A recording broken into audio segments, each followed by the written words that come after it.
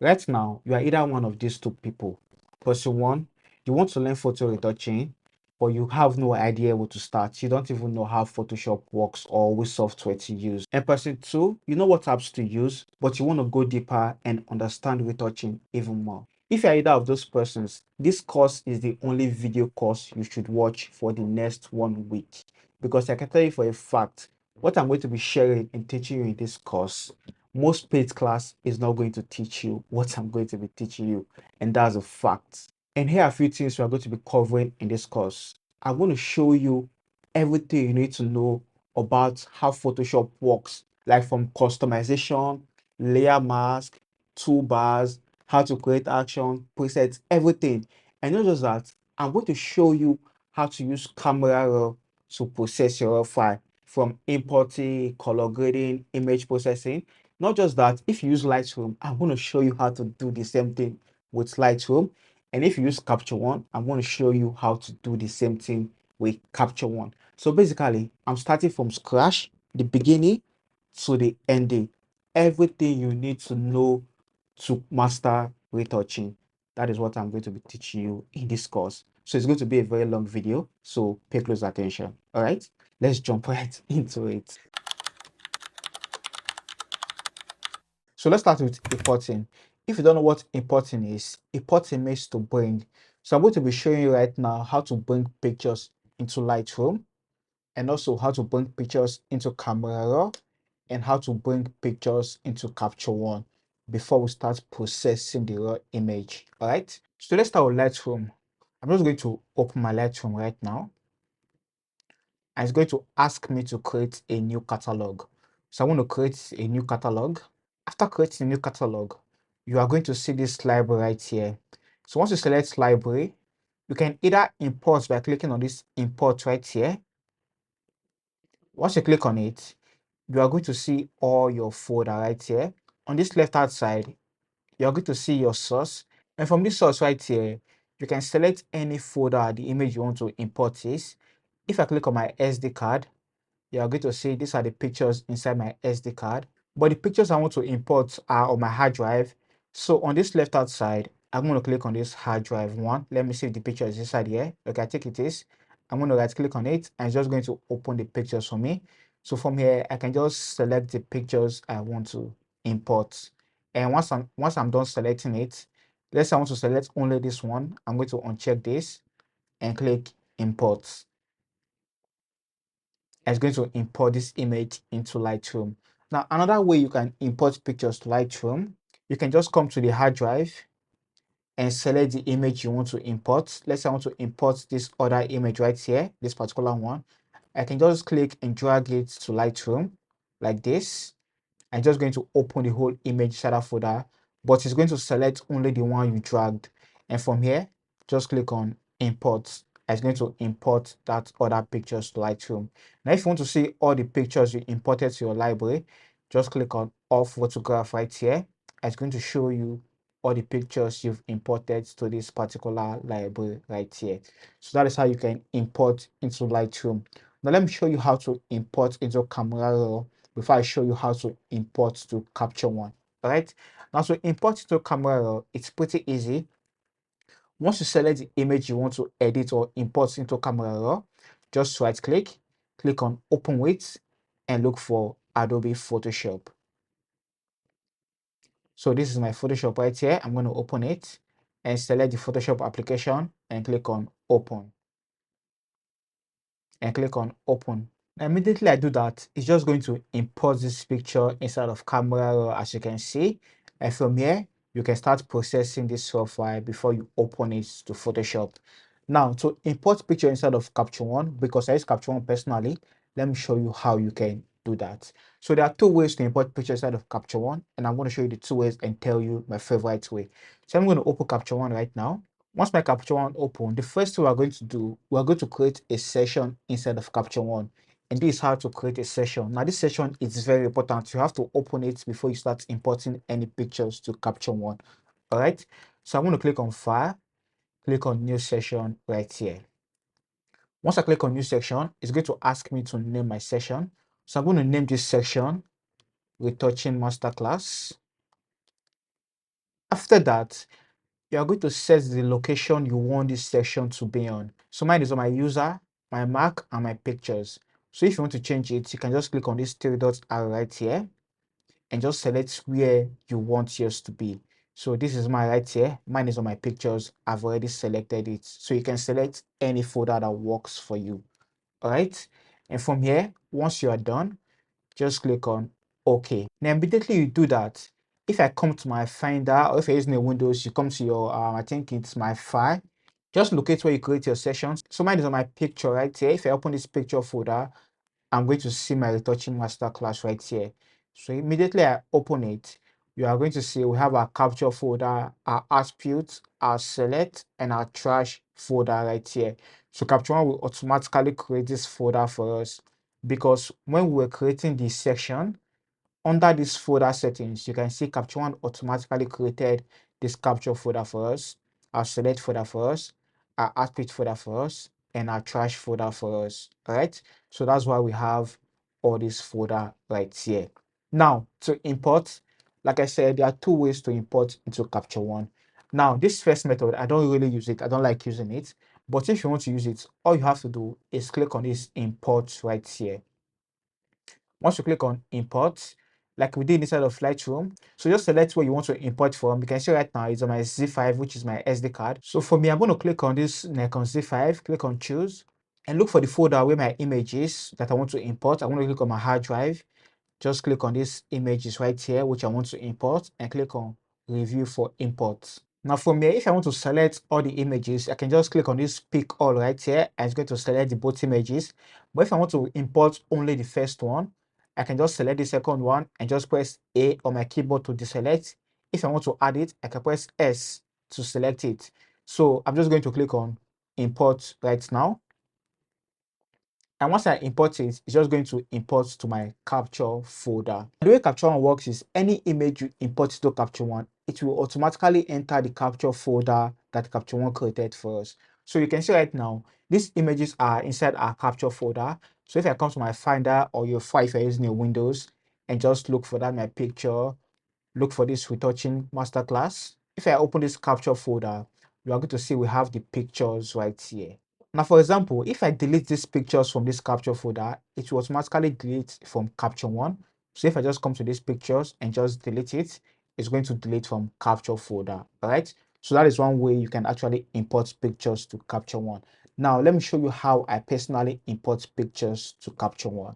Now, to import pictures to Capture One, what I do after creating the section, remember to create a section, click on File, click on New Section, and just name your section. So I'm going to rename this section Retouching Masterclass 2. And don't forget to set your location. I've already done mine. Also, Capture One will automatically create these subfolders for you. This capture folder, this select folder, this artist folder, and this trash folder. Now, if you cannot find it, maybe it's turned off. So you can just click on this arrow right here. It's going to show for you. And just click on OK. Now, immediately I do that and I come back to my Finder, come to my pictures, you are going to see we have Retouching Masterclass 2 right here. Now to import, all I have to do is look for the image I want to import. So these two images right here, I'm just going to select both image, just press Command C to copy. Once I copy these two images, I'm going to come to that retouching folder. I'm going to come to my picture, come to this Retouching Masterclass 2, come to this capture folder and just paste that image to this capture folder by pressing on Command V or Control V and just paste it. Now, immediately I do that and I come to my Capture One and I click on this capture folder, automatically the image is going to be on my Capture One. So this is how I import pictures to Capture One. And if you don't understand, you can just go back and watch the video. I'm pretty sure you are going to understand it. And that is how you can import or bring pictures to Lightroom, Camera Raw, and Capture One before you start processing the image and taking it to Photoshop to do your skin retouching. Because before you start doing skin retouching, you really have to process the image, especially if you shoot raw. You have to balance the exposure, the white balance, and even a bit of color grading or color grading before actually taking it to Photoshop to do your skin retouching. And that is what I'm going to be teaching you or showing you in the next session of this video. So after importing your image to any software, the next thing we are going to do, I'm going to show you right now how to process those image before actually taking it to Photoshop to do your skin retouching. And by processing, I mean to fix the white balance, to fix the exposure, like I said earlier, also to do a bit of color grading. And I'm going to show you how each tool actually works inside of Lightroom, Camera Raw, and Capture One, depending on the one you use. Let's dive into it. Let's start with Lightroom. So after importing your image to Lightroom, to edit it, remember we are on this library folder. So if you want to edit your image or process your image out of Lightroom, click on this develop right here. Once you click on this develop, you are going to see your develop option or the toolbar that you can use to develop this image. Now, I'm using develop a lot because those days, after taking a picture, they have to take the image to a dark room to develop the image before they can actually see the image. So that's why I like to use develop. But what we're going to do right now, during this digital era, we're just going to develop this image. By develop, I mean fixing the exposure, fixing the white balance, fixing the colors and all that. And I'm going to show you how you can develop a light skin image and also how you can develop a dark skin image. All right. Let me just remove my glass so I can see the colors really well. Now I'm going to start with this light skin right here. Now looking at this image, the first thing I'm going to do is the exposure. All right. Exposure is very important. Now, if you don't know what exposure is how bright or how dark you want your image to be, or how bright or how dark your image is. That is what exposure means. Exposure simply means brightness. So anywhere you hear exposure, we are talking about brightness. All right. So to balance exposure inside of Lightroom, once you click on this your edit right here, this your edit tool, you are going to see exposure right here. So for exposure, if I take the exposure slider down, it's going to make the image dark. If I take it up, it's going to make the image bright. Now, is there a right and wrong way to expose your image? No, there is not, but there's a limit to it. For example, if I take this slider up, obviously this image is overexposed. It means the image is too bright. So basically, anywhere here overexposed, it means the image is too bright. While underexposed means the image is too dark. All right. So if I take it up like this, the image is overexposed. Now I'm going to bring it down a little bit. Now, like this, it means the image is underexposed. So what we're trying to do, we're trying to balance the exposure, not to make it too bright, which is overexposed, or too dark, which is underexposed. So I'm going to take this exposure slider up a little bit. I think like this works for me. Now, the next slider we have here is the contrast. So if you want to add contrast to your image, you can just move this contrast slider up. I'm just going to make those dark parts of your image a little bit darker just to add that contrast that you can see. So if I take it all the way up to 100, you can see just add too much contrast to this image and we don't want that. So if I take the contrast down, it means I'm removing contrast from the image, and you can see the image is kind of dehazed, does not have, it's looking kind of flat right now. Now what I'm going to do, I'm just going to balance the contrast. Now if you have an image that does not have contrast, you can just move this contrast slider up. I'm just going to add contrast to your image, but I'm not going to be touching this contrast slider for this image yet. So I'm just going to set it at 0. But basically, that is how the contrast slider works.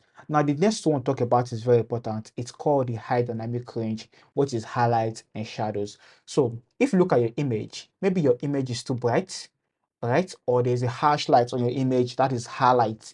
If you want to reduce that harsh shine, you can just come to your highlights and take the highlights of your image down. So immediately I do that, you can see those highlights on the forehead. I just reduced it. Now, see it before. You can see the highlight right there is looking shine. And if I take down the highlights, it's looking a bit better. But I don't take it all the way down like this because I'm just removing the whole highlight on the image. So what I'm going to do, I'm just going to reduce the highlights a little bit. Alright, now typically for the highlight slider, I always remove it. I think I've been retouching for about 4 years right now, and I don't think there's any situation I've actually bring up my highlight slider. I've not actually experienced that kind of situation. Majorly what I do when I want to edit my highlight slider, I always turn it down. So maybe if you have a situation that requires to turn on your highlights, you can do that. But most of the time, you are always going to bring down the highlights to bring more details on those bright parts of your image. So that is highlight. I hope you understand. Now, if you take up the highlights, it's just going to make those bright, it's just going to make those bright part of the image more shiny. Like I said, I don't want to do that. I'm going to take down the highlights a tiny bit. So let's use -20. And also, I'm not going to be calling radius or numbers I'm using because it doesn't matter. the number you are using depends on the image you are editing, because all images are different. Take note of that. The slider you use, the amount of slider you use, depending on the type of image you are actually editing. So after putting down the highlight, the next thing I'm going to do, I'm just going to come to the shadow and just open up the shadow a little bit. Now, as I'm opening up the shadow, you can see those parts of the hair that are dark, those parts right here that are dark, I'm just opening them up. You can see the before. If I take it down, those parts are black. If I take it up, let's take it up a little bit. All right, so you're just opening up those dark or those shadow parts of the image like that. All right, so see the before and the after, like so. So what I usually do after taking down my highlights, I'm just going to come to the shadow and just open up the shadow to bring some details parts on the shadow area like that. So let's say we started from where right now. This is our before and after, our before and after. So I'm just trying to balance this image before taking it to Photoshop to do our skin retouching. Now the next slider we have right here, we have the whites and the blacks. Now the white and the blacks works like this highlight and shadow, but it deals with the dark part of the image. So if I just take down these blacks, it's going to take down the black part of the image. It's going to remove the details from the black part of the image. All right. While if I take it up, it's going to open the details of the black part of the image, just like shadow. All right. But this one is for black, it's not for shadow. Now the same thing applies to the white. If I just move this white up, it's just going to increase those whites on the image, just overblow the image or overexpose the whites on the image. And if I take it down, it's just going to reduce the white on the image. So I'm not going to be touching this white and this blacks. I'm going to leave it at 0, 0. So that's how this first part of Lightroom actually works. Now let's talk about white balance. Now white balance is very important. It's the temperature of your image. If you shoot an image and your image is kind of warm or yellowish, it means your image is warm. While if you shoot an image and the image is kind of blue, it means your image is cool. All right. Now, to fix a white balance, you can actually set your white balance inside of your camera to get a better white balance. But for a situation that you can't actually get a good white balance straight out of camera, you can actually fix it during post-production. And this is how you can fix it inside of Lightroom. Now, for example, if your image is too warm, you can come to this temperature and just move it towards the cool side like this. And immediately I'm doing that, you can see it's adding a tint of blue to my image. But if your image is looking too blue, you can come to the temperature and just move it towards the yellow side to make it warm like that. All right. Also, maybe you have a tint of green on your image and you want to remove it. You can come to this tint and move it towards the magenta side to add a little bit of oranges to your image. And if you have a tint of oranges to your image and you want to make it green, you can click on this tint right here and move it towards the green side to add a tint of green to your image. So it's just depending on what you want. Now, there's an easy way to get an accurate white balance inside of Lightroom or any software you use. I'm going to show you how to do it for other software. And inside of Lightroom, to get an accurate white balance, you can click on this speaker tool right here. Once you click on this speaker tool, all you have to do is select any black part of your image, any gray part of your image, or any white part of your image to get an accurate white balance. That's why you see most photographers, when they are snapping, they use something like this or any gray paper to get an accurate white balance. So before they start snapping, the model can just hold something like this so that once they snap the picture, all they have to do is click on that picker tool inside of any software they're using and just select this black or any gray part of the image to get an accurate white balance. So what I usually do, I select this dark part of the eyes. If I zoom, you can see this eyebrows right here. The iris, the dark part of the iris, I can select it, or I can select this white part of the eyes to get an accurate white balance. Now see what happens immediately I select this iris, this black iris right here. Once I click on it, you can see it just changed white balance. All right, so I'm going to zoom in even more and select the black part. So when I select the black part, you can see the white balance is looking a whole lot better right now. You can see also I can select this white part of the eyes. Immediately I select this part of the eyes, you can see the white balance has changed. So depending on what you want. So I think I like this black one. I'm going to select this black, this one fade. Let me just zoom in even more. So let me just select this black right here and get that warm feel. I think I like this warm feel more better. All right. So that this works for me. So let's see what we've done so far for this image. Let's see where we started from and where we are right now. See before and after, before and after. And by the way, if you want to keep this picker tool after you've done using it, just click here again to drop it. All right. So that's for white balance and for this our tunes inside of Lightroom. On the next slider we have right here, we have our texture slider, our clarity slider, and our dehaze slider, and our vibrance and saturation slider. So we don't really need clarity or dehaze for this type of image, especially if you are shooting portraits, all right? But if you want to add textures to your image, what you can do, maybe your image lack textures, you can click on this texture slider and just move it up a little bit. If I take it up like this, you can see just added texture to our image. It just boosts the existing texture we have and just make it even more pronounced. That's what this texture slider does.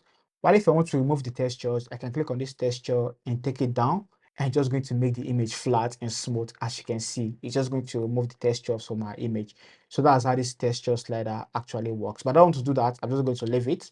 Also for clarity, if I move this clarity slider up, it's just going to add clarity to our image. As you can see, if I take it down, it's just going to remove clarity. So I see some photographers, what they do, they just add a bit of clarity to their image and a bit of texture to their image. So it doesn't really matter. There's no right or wrong way, but I just want you to know how it actually works. So if you want to use it, you can use it for your own image.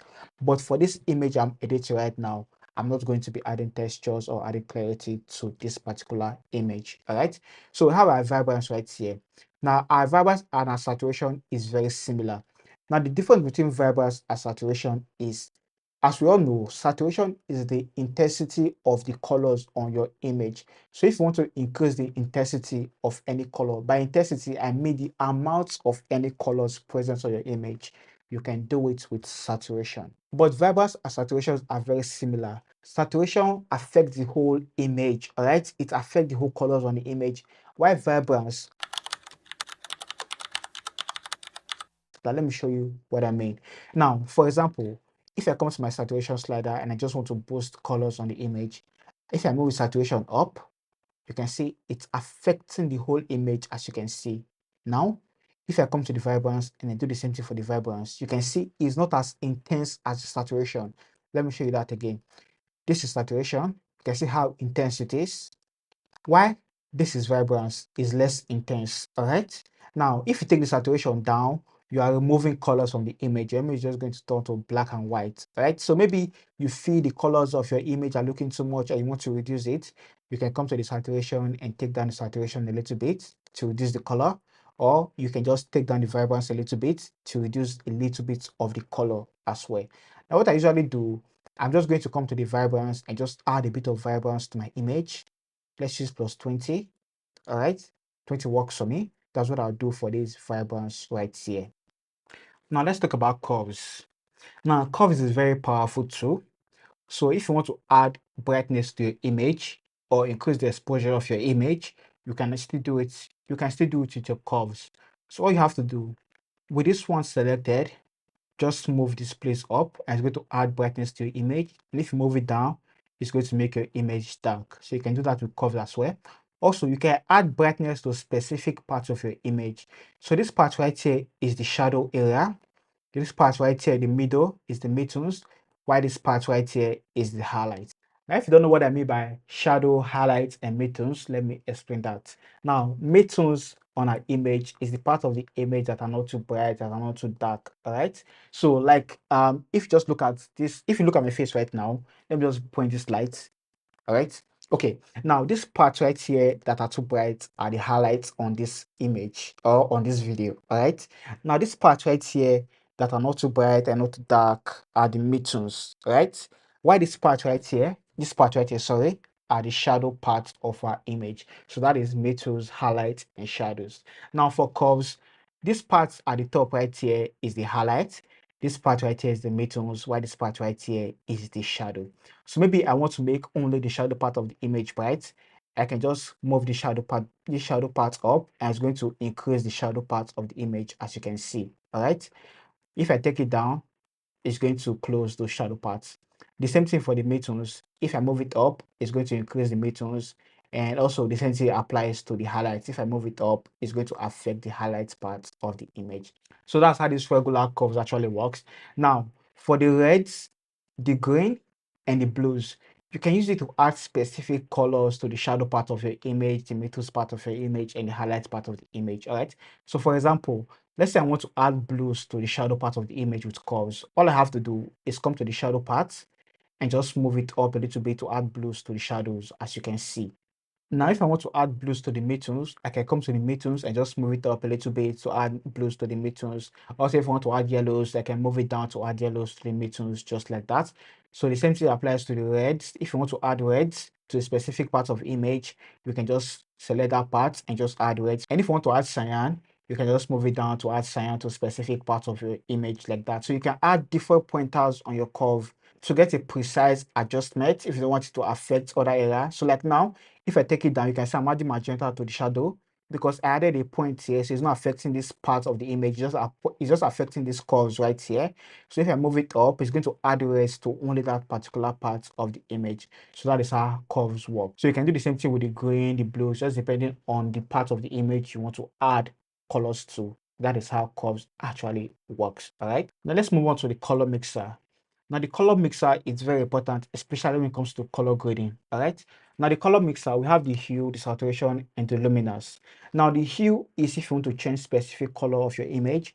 Saturation is if you want to increase the intensity of a specific color of your image, like I said earlier. While luminance is how dark or how bright you want a specific color to be. Now, for example, so if I just come to my hue of my red and I just play with the hue, so just take a look at the reds on the rings and also the reds on the clothes. Immediately I move the hue towards to plus 100, you can see it has changed. And if I take it down, you can see it has changed to purple. Now this is the original reds. All right. So if I just move it, if you want to change the color of the red, this is how I can do it. So that is for the hue. Now let's come to saturation. If I want to increase the intensity of this red, I can just come to the red and take the saturation up. I'm just going to increase the intensity of the red, as you can see. If I want to reduce it, I can just bring it down and just going to reduce the intensity of the red, as you can see. All right. Now, the reason why I'm not touching orange is because orange consists of the skin tone. So if I just take the saturation of the orange up, it's going to affect the skin tone. But I don't want to do that. Also, if I come to the hue and I move the orange, play with the hue of the orange, it's going to change the skin tone. But I don't want to do that. What I can actually do, I can just come to the orange. Maybe if I want to add a bit of orangey look, if I don't want this kind of greenish look, I can come to the orange and move it towards the orange side like this to add that kind of orange look to my image. While if I want to add that kind of yellowish look, I can move it up to add that kind of greenish yellowish look to my image. So depending on what you want. So I'm not going to be touching it. I'm going to leave it like that. So that's for hue and saturation. While luminance is how bright you want your specific colors to be. Now, if you look at the reds, if I just come to the reds and take the luminance up, it's just going to make it brighter. So let me zoom into the ring so you can see. All right, so see the before. You can see it's a little bit dark. Immediately I start moving the luminance up, it's just going to make it bright. All right, so the before and the after. So that is how luminance actually works. Now let's focus on the skin tone. If I come to the orange and I move the skin tone up, you can see it's just making the orange of the skin tone bright. And if I move it down, it's making the orange dark. So that is what luminance actually does. So what I can do, I can just move the orange up a little bit just to brighten it. Also come to the luminance of the rings, take it up, come to the saturation, increase saturation of the reds a little bit, and increase the saturation of the orange a little bit, like so. So you can do the same thing for any color present on your image. So that is how this mixer actually works, the hue, saturation, and luminance. Now on this mixer, we have the point color right here. Now I'm going to be talking about this point color when we talk about masking. But the way this actually works is maybe you want to target a specific color on your image. You can just select this point color, click on this picker tool, and select this point color right here. Once I select it, I'm just going to come to the saturation. If I take the saturation down, it's going to reduce saturation of that range right there. If I take it up, it's going to affect the whole image. So I'm going to be explaining this better. All right. Now, if you want to narrow the range to affect only that particular red, what you can do under the range, you can just move it up instead like this, just to target only that specific color you sampled from without affecting other colors present on the image like that. So I'm going to narrow it down like so. Now, if I make any adjustment right now, it's going to target only that particular red. As you can see, it's not affecting the skin tone anymore. It's just targeting that particular red like that. All right. So that's how you can narrow it down. But I'm going to undo this and I'm going to explain what I use this for. I usually use this pick out tool right here to fix skin tone. So I'm just going to delete it for now, and I'm going to explain that later. All right. Now the next one I have right here is our color grading. Now the way this color grading works is if you want to add specific color to your shadow area, your highlights area, and your midtones area, you can do it with this color grading. The same way you can do it with curves, it's easier to do it with this color grading right here. So let me explain that. All right. So you can see we have our shadow, our midtones, our highlights. We also have our shadow right here, our midtones, our highlights, and our master. Now this master, if you want to add specific color to the whole image. So for example, if you want to add reds to the whole of this image, I can come to the global, which is the master, and just move it towards the red side. It's going to add reds to this whole image. If I want to add green, I can just move this red right here, move it towards the green side to add green. If I want to add blue like that. So that is how this global actually works. Now what I use this for is maybe I want to add specific color to shadow area, like I said earlier, highlight area, or midtones area. So I'm going to come to my shadow and just add a bit of magenta or purple to my shadow part of this image. So depending on what you want, so I'm going to add magenta. Once I add magenta, I'm going to come to this one right here and just move it towards the magenta side.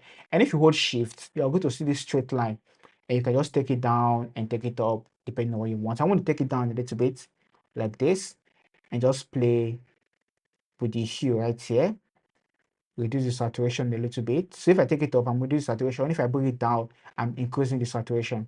So I'm going to reduce the saturation a little bit, about like this.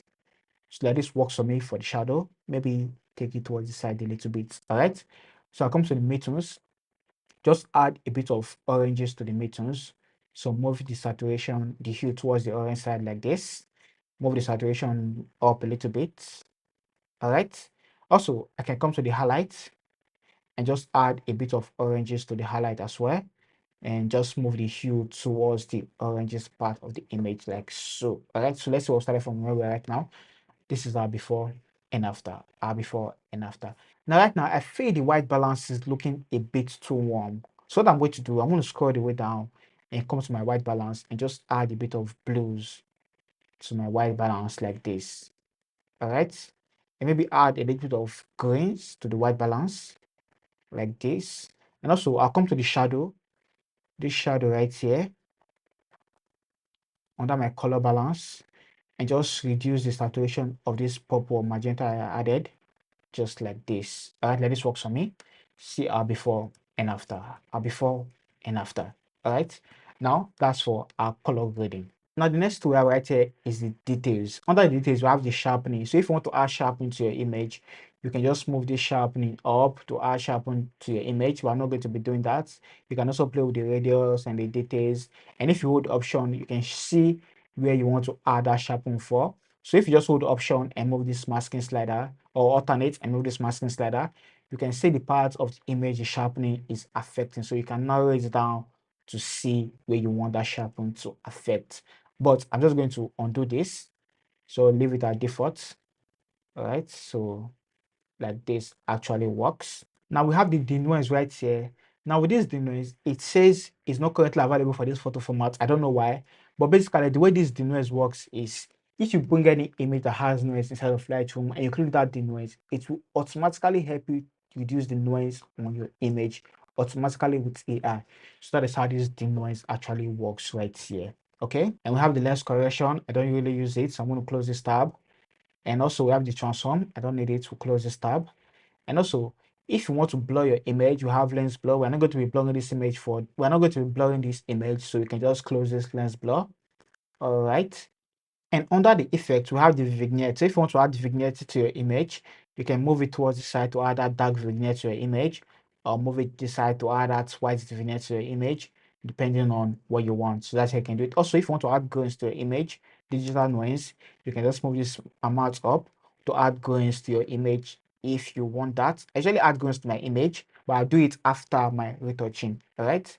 Now we have our calibration. Now under this calibration, what I'm going to do, I want to scroll all the way down to blue primary and just move this blue primary up to about 20 to boost the overall color, and also just play with the hue of the blue primary to see what works for me.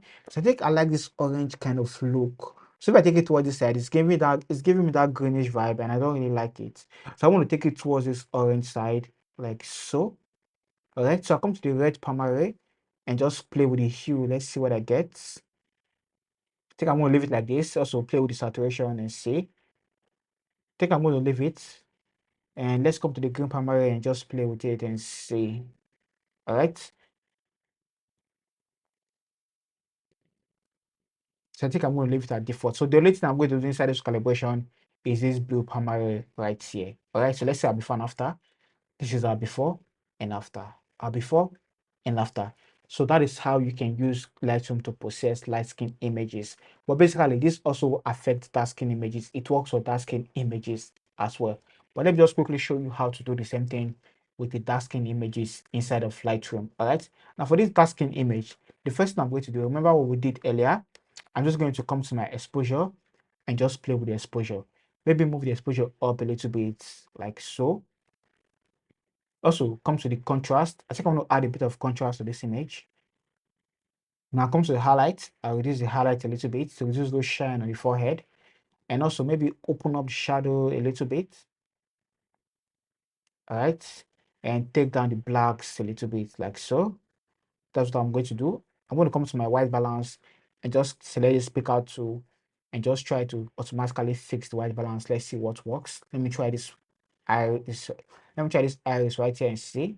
Right. So I think this white balance actually works. It's a bit too warm. So what I'm going to do, I'm just going to cool it down.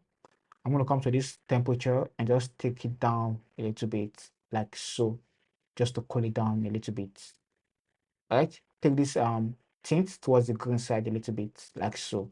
Let this work. So see the before and the after, the before and the after. So if you are going for this look, you can go for this look. So what I'm going to do next, I'm just going to leave the rest things and just scroll the way down, come to calibration and just move this blue primary of the calibration up to about 20, play with the hue and see.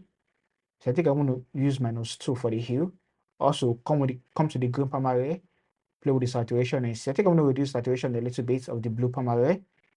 All right, then it comes to the red primary, just play with the hue and see. I think I want to leave it at 0, play with the saturation and see. I think I want to take the saturation down a little bit like so. So I really like this look. So see our before and after, our before and after.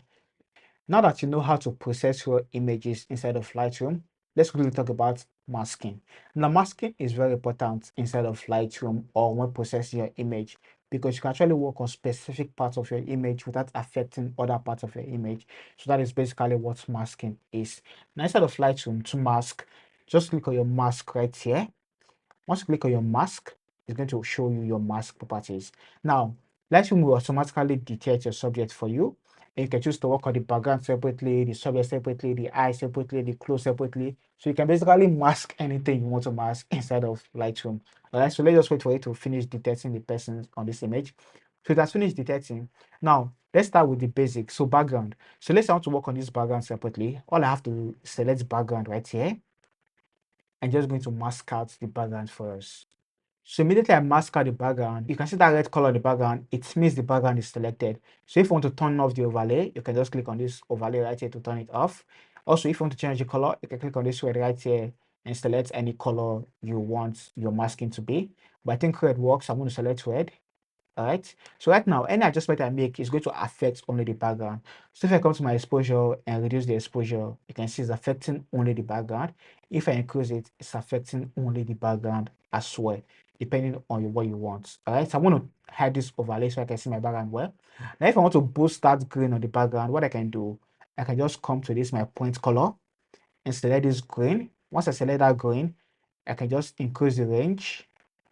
I just move the saturation up to increase the intensity of the grain on the background. And if I take it down, it's going to reduce the grain on the background. I think I'm going to reduce it a little bit. I like this one so much better. And just reduce the luminance and maybe move the hue a little bit. Wow, I think this one works for me. So see the before and the after. Now you can do the same thing for the subject. Now if you want to mask out the subject and work on only the subject, you can click on this create new mask right here. And from here, you can click on select subject. I'm just going to select the subject for you. So right now, any adjustment you make is going to affect only the subject. So for example, if I just increase the exposure, it's affecting only the subject as you can see. So you can also play with the white balance. Let me just hide this overlay. You can play with the white balance on only the subject without affecting the background. depending on what you want, right? Now, if you want to select specific parts of the image, you can click on this creating mask right here, click on select people, and click on people right here. Now, if you want to work on only the face, you can click on face right here and click on create mask. And it's going to create a mask of only the face. And you can just increase the exposure or any adjustments you want to make, and it's going to affect only the face. Now, the same thing applies to the body. You can click on select people and just click on people again. You can select body skin. It's going to affect the body.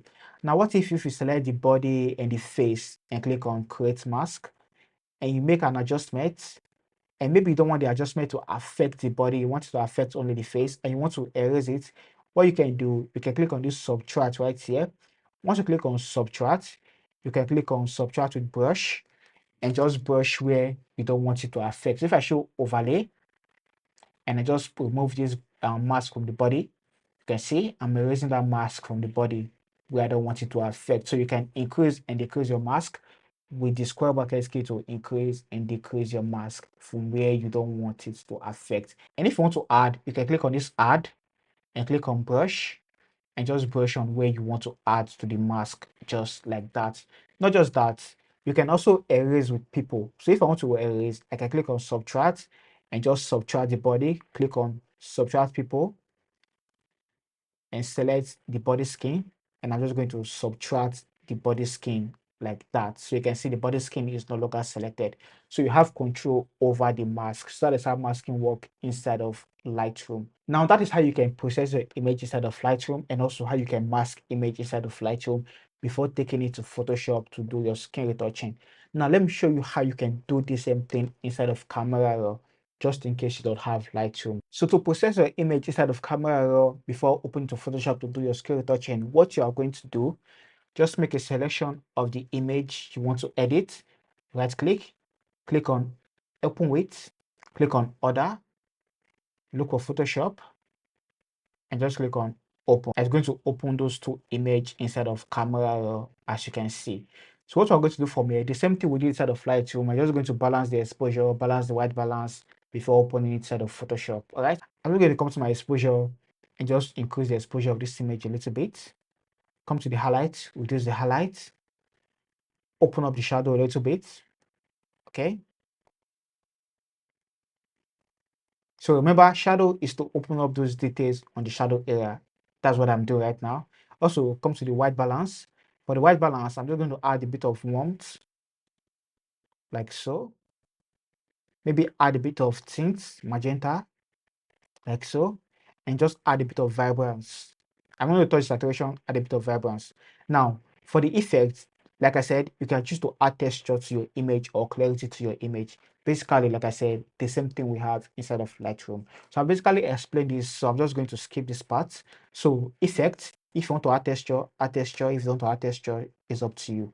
The same thing for vignettes. If you want to add vignettes, take it towards the side to add reds, take it towards the side to add blacks, take it towards the side to add whites. So basically the same thing. If you want to add grains, take it up to add grains or remove grains. And if you click on this drop down, you can see different options right there. Now we have the curves. Now the same thing for the curves. If you want to increase your exposure with the curves, you can take it up. If you want to reduce it, take it down. Then if you want to add specific color to specific part of your image with curves, you can click on the reds. And if you want to add reds to the midtones, you can just put a point here, put a point here, put a point here to get a more precise adjustment. So I want to move this curve up for the midtones to add rest to the midtones like I explained earlier, or add magenta, or add cyans to the midtones like I explained earlier if I want to do that. All right, so I want to do that. I'm just going to reset the curves because I'm going to be using curves to edit this image. I want to reset all. Now the same thing, we have our color grading. If you want to add specific color to the highlights area, the shadow area, and the midtones area. So I'm going to be doing the same thing I did inside of Lightroom. So I'm going to add a bit of magenta or purple to my shadow and just hold shift and move it down a little bit like this. Okay. Come to the midtones, add a bit of oranges to the midtones, like so. Come to the highlight, add a bit of oranges to the highlight as well. Move it up like so. Now we also have the glow bar.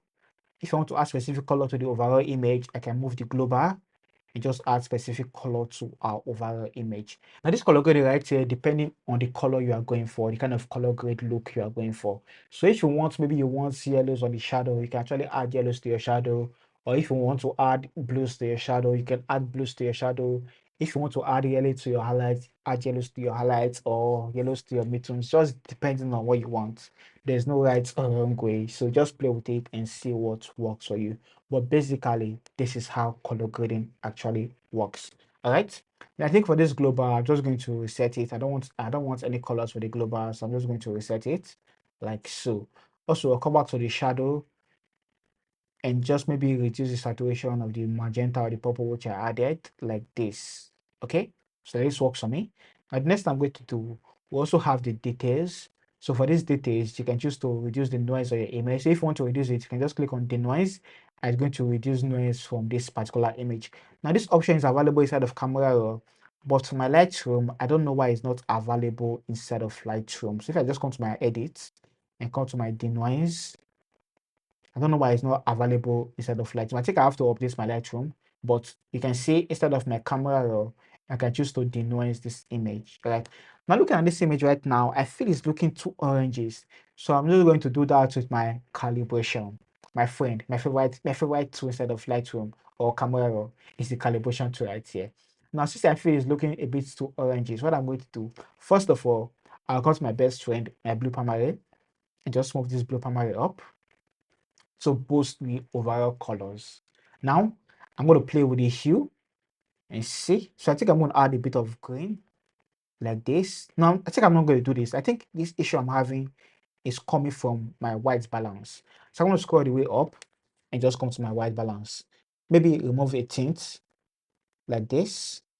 Move it towards the blue side. See? Okay. Take the tint more towards the green side like so. All right, I think like this works for me. Now, the before the before and the after. I still feel it's looking a bit more orange. So what I'm going to do, I think I'm going to come to my color grade. I think that's the issue. I'm going to come to my midtones and just reduce the saturation of the orange from the midtones a little bit. Also come to the highlight, reduce the saturation of the highlights just a little bit. All right, so you can see what I'm doing. You just have to figure out the issue you're having and look for the solution. Now, that's how I'm actually showing you how each tool actually works. I don't want you to just cram it and just do it while I'm doing it, but I want you to take note of how each tool actually works. So maybe you're having an issue, like I was having an issue just now. I tried the white balance, it did not give me what I want. I tried calibration, it was not giving me what I want. So I have to go back to my color grade and just adjust it. Now I like the color I'm having. So that's how photo editing works. You don't have to cram it. Just know how each individual tools actually works. All right. Once you know how each individual tool actually works, if you want to apply it, it's more easier for you to apply it. All right. I think like this works for me. Now, see the before and the after.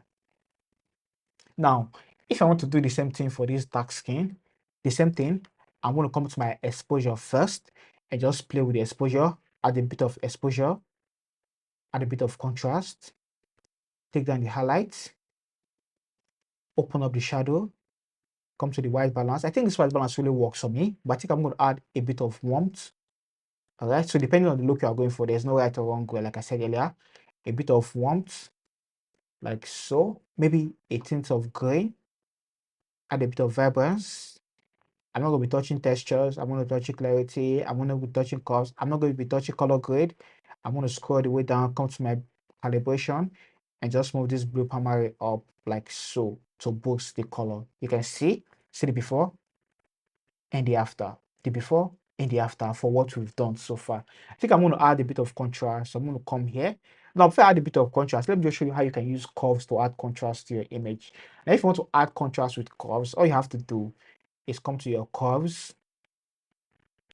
Where's my curves? Okay, this is my curves. I'm going to click on curves and click on this master right here, this RGB, and I'm going to add an S curve to add contrast. So I'm going to add a point right here, add another point right here on the highlights and on the shadow. So I'm going to take these highlights up All right, and take the shadow down just to add an S curve to add contrast to our image. Obviously, it's looking too much, so I'm going to reduce it a little bit, like so. All right. Now I'm going to come to the white balance. I feel it's looking too warm. I want to add a bit of blues to the white balance, like this. Then I think I'm going to come to my calibration and play with my blue primary, the hue of my blue primary, and see. Also come to the green primary and see, reduce saturation a little bit. All right, this works for me. So see our before and after, our before and after. Now let's talk about how you can mask inside of Camera Raw, and let me explain point color in details and how I actually use point color to make my skin to look even. All right. Now for masking, if I just click on mask right here, like I said, you can choose to select the subject and work on the subject separately, select the background, work on the background separately, or select people. Let's just wait for it to load. So once people finish loading, I'm going to click on people. Now, if I want to use that point color to even out the skin tone, what I'm going to do, I'm going to select the facial skin and the body skin and click on create mask. Then I'm going to scroll the way down to this point color right here, click on it. Now, what I'm going to do right now, I just want to make the skin tone look even. So I'm going to sample any color I want the rest of the skin tone to look like. So for example, let's say I like this color on the cheek right here. I want the whole skin tone to look like this color on the cheek. I'm going to sample this color right here. Once I sample that color, I'm going to scroll all the way down and just open up this range, move the range up to 100. All right. Once I move the range up to 100, I'm going to expand the range a little bit so I can cover more grounds. Expand it a little bit, like so. All right. Now, once I do that, to even out the skin tone, all you have to do is come to this variance right here. Once you come to this variance, just move it towards the minus side and just going to even out the skin tone for you. So as you can see, the whole skin tone are looking even right now. Now, if I reduce, now let's do before and after. This is the before. This is the before. And see the variance and the after. You can see, it just make the skin tone look even. But obviously, it's looking too much right now. What I'm going to do, I'm just going to reduce it a little bit, like so. Maybe increase the saturation and also increase the luminance a little bit, like so. So that's how you can even skin to instead of Lightroom and instead of Camera Raw. Now, if you don't understand, let's try it for this light skin image right here. If I want to even the skin tone of this image, like I said earlier, I'm going to select, let's say maybe the body is different from the face. You can actually select only the body instead of selecting both the face and the body. All right. So let's just wait for this paper mask to finish loading. All right. It has finished loading. I'm going to click on select person one right here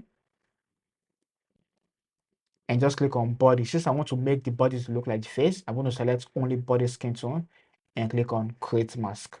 So what I'm going to do from here, I'm going to scroll the way down and click on this point color. Select any part of the face I want the body to look like. So maybe I want the body to look like this part of the forehead. I'm going to select it and scroll the way down. Just increase the range. Once I increase the range, I'm going to come to variance and just move the variance towards the minus side. Immediately I'm doing that, you can see it's just making the body look like this color on the forehead. All right. So see the before. Let's take it back. See the before. You can see the color of the body is kind of orange, and immediately I start moving the variance, it's going to be kind of yellowish green, just like the forehead. All right, so that is how you can do that. Now, if you want to add the face to this mask, what you can do, just click on this body mask right here, click on add, click on people, click on facial skin, and click on create. I'm just going to add the face to the mask, as you can see. So I don't want to add the face. So what I'm going to do, I'm just going to select this person mask right here and just delete it. All right, where is delete? Delete face mask right here, and just play with this variance. Come back here, play with this variance until I feel it's okay. Like this is looking too much. I want to take it down a little bit. Maybe move it towards the orange side, increase saturation a little bit, increase the luminance a little bit, like so. All right, so see our before and after for the light skin, our dark skin, our before and after. And that is how you can process your image inside of Camera Raw. Now, if you use Capture One, let me show you how you can do the same thing, process your image inside of Capture One before actually taking it to Photoshop to do your skin retouching. Now, this is for my Capture One users. Now, after you import your image to Capture One, the first thing we're going to do, we're going to come to our Adjust tab right here. And if you can't find the Adjust tab, all you have to do is click on these three dots right here, click on Add To. You are going to see different tools you can add right here. All right, so you can just click on any tool you are looking for right here. And if you can't find any toolbar you're looking for right here or any tool you're looking for, you can just click on this white balance place or any part of this particular adjustment right here. Just right click. I'm going to see Add To, and you can select any tool you are looking for right here. So there are different tools you can actually choose from if you can't find it inside of your Capture One. All right. So basically, the first thing we're going to do, we are going to come to our Adjust right here. And once you open your Adjust, you're going to see Layers. Right? Under layers and mask, just open your layers and mask, and we're going to add a new feed adjustment layer. Now I'm going to click on this drop down right here and click on new feed adjustment layer. Now the reason why I'm adding a new feed adjustment layer is if I make any adjustment, I can easily go back and reduce the opacity of the adjustment I make. Let me show you a quick example. Now, for example, if I increase the exposure of this image and I feel it's looking too much, I can just come to the opacity and take down the opacity just like this. All right. So that is why I like working on a new fit adjustment layer. But if I'm working directly on this image layer and I increase the exposure, there's no option for me to reduce the opacity. If I go overboard or if I do too much, there's no option for me. So I'll always advise, if you want to make any adjustment inside of Capture One, always create a new feed adjustment layer. But if you want to mask, always create a new adjustment layer. I'm going to show you the difference between adjustment layer and a new feed adjustment layer in a bit. So to process this image, once I open this image inside of Capture One, I'm going to create a new feed adjustment layer. So I'm going to click on this arrow right here, click on new feed adjustment layer. Then under my adjust, I'm going to come to my exposure. Now, if you can't find your exposure, just right click, click on add to, and you are going to see exposure right here on this tool right here. All right. So I already have my exposure right here. I'm going to increase the exposure like I did earlier.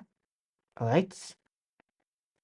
So after that, I'm going to come to my high dynamic range and just take down the highlights, open up the shadows.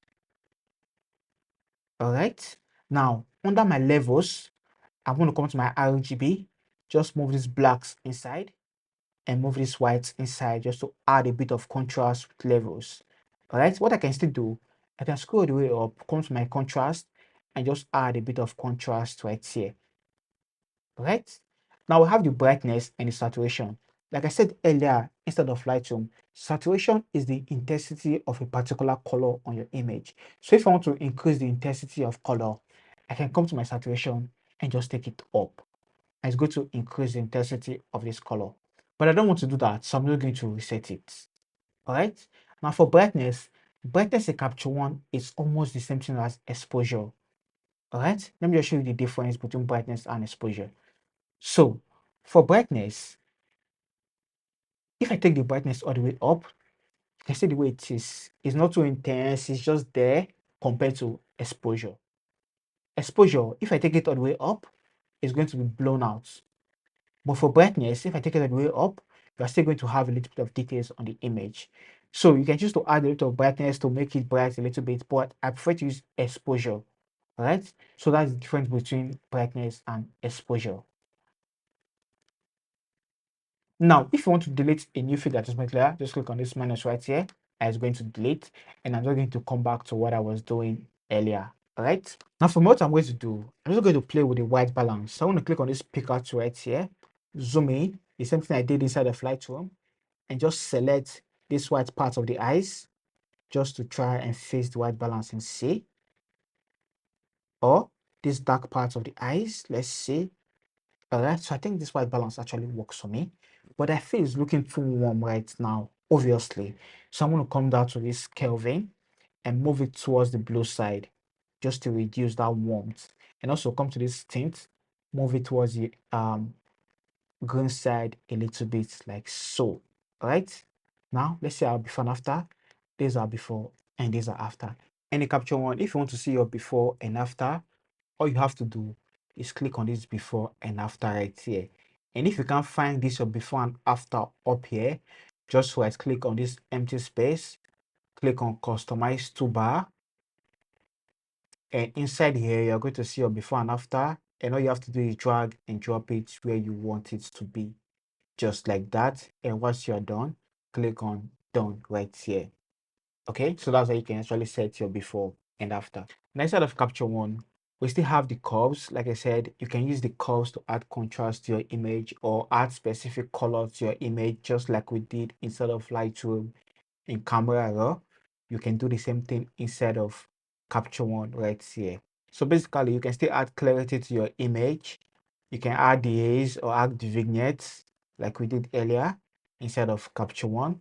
And also, if you want to sharpen your image, you can just click here, click on this refine. And if you can't find the refine, like I said, click on this three dot icon, click on toolbar, and you are going to see refine right here. So select refine and add sharpening to your image if you want to add sharpening to your image. All right, I'm going to be talking more of some vital tools you need inside of capture one to edit portraits that are very important. I want to be sharing them with you. Now this retouch is a new feature inside of capture one that you can actually use to retouch your image inside of capture one if you want to do that.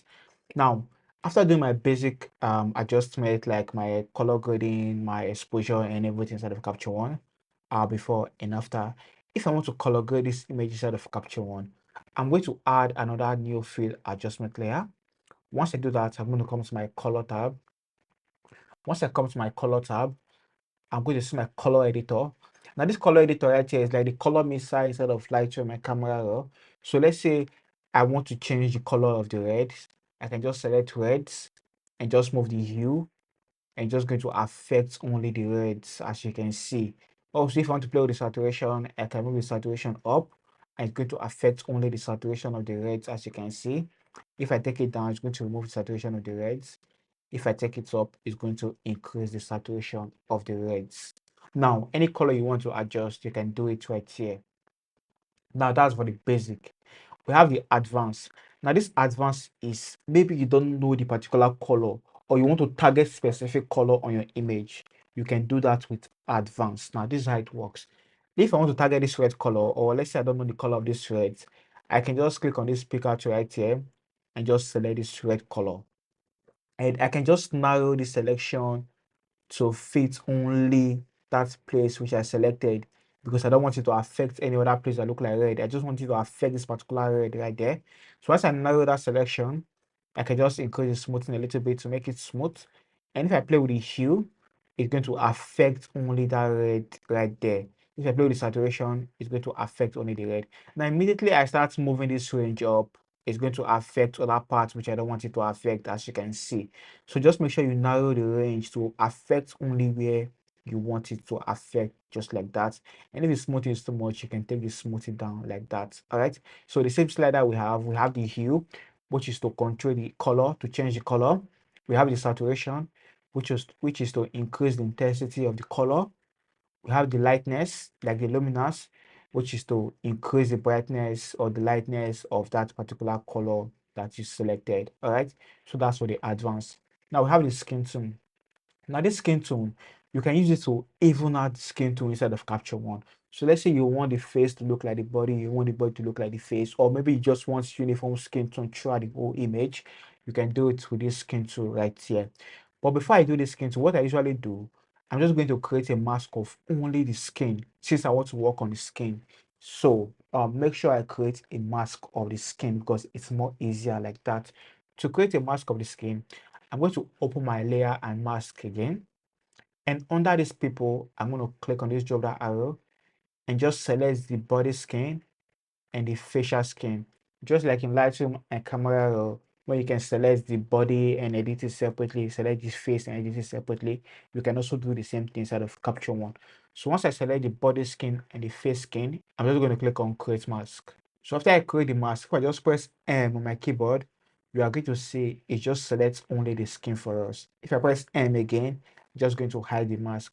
So for context, any adjustment I make right now is going to affect only the skin. As you can see, it's not affecting any part of the body, it's just affecting only the parts that I mask, as you can see. All right. So to work on the skin tone, once I select the skin tone, I'm going to come to my color and come to this skin tone, click on this picker tool and select any part of the skin I want the remaining part of the skin tone to look like. For example, if I like this skin right here, I'm going to select this skin. And once I select that skin, to make the other part of the skin tone have the same skin tone, I'm going to scroll the way down. Under the uniformity, I'm going to move the hue slider up and also move the saturation slider up like so. And immediately I do that, you can see the skin tone is looking uniform right now. Take a look at the before and after. I'm just going to come to this my mask, click on this checkbox right here to turn it off. See the before and the after. The before and the after. It's looking uniform right now. Not just that, if you want to play with the hue, maybe you want to add a bit of oranges to this image, you can just come to the hue, move it towards the orange side to add a bit of orange tint. If you want to add a bit of that greenish yellow tint, move it towards the right side, the plus side, to add that greenish tint if that's what you're going for. But I think I'm just going to add a bit of orange tint like this. Maybe increase the saturation up a little bit like so. And maybe take down the lightness a little bit like this. Now, if I zoom in, all right? So if you want to select this picker tool, this hand tool that you are seeing on the screen right now, just click on this hand tool up here to select it. If you can't find it, click on this job arrow, click on this pan tool so that you can actually move around like so. All right. And if you want to zoom in, you can use this zoom in right here to zoom in and zoom out just like that. Now, if I zoom in, just take a look at the color of the eyeshadow and the blush. You can see they have changed. So see the before and the after, the before and the after. Now to bring that color back, all we have to do, we just have to subtract the mask from that particular place. And to subtract, we're going to be using the eraser tool to erase that effect from those particular place. Now if I press M on my keyboard again to bring the mask, I'm just going to erase it from where I don't want it to affect. And to erase, I'm going to pick on my eraser tool right here. So once I select my eraser tool, I'm just going to increase my brush size. So press the square bracket key to increase your brush size like so, and just paint and erase it from where you don't want that mask to affect, just like this. All right. Also, I'll do the same thing for this other part of the eyes, like so.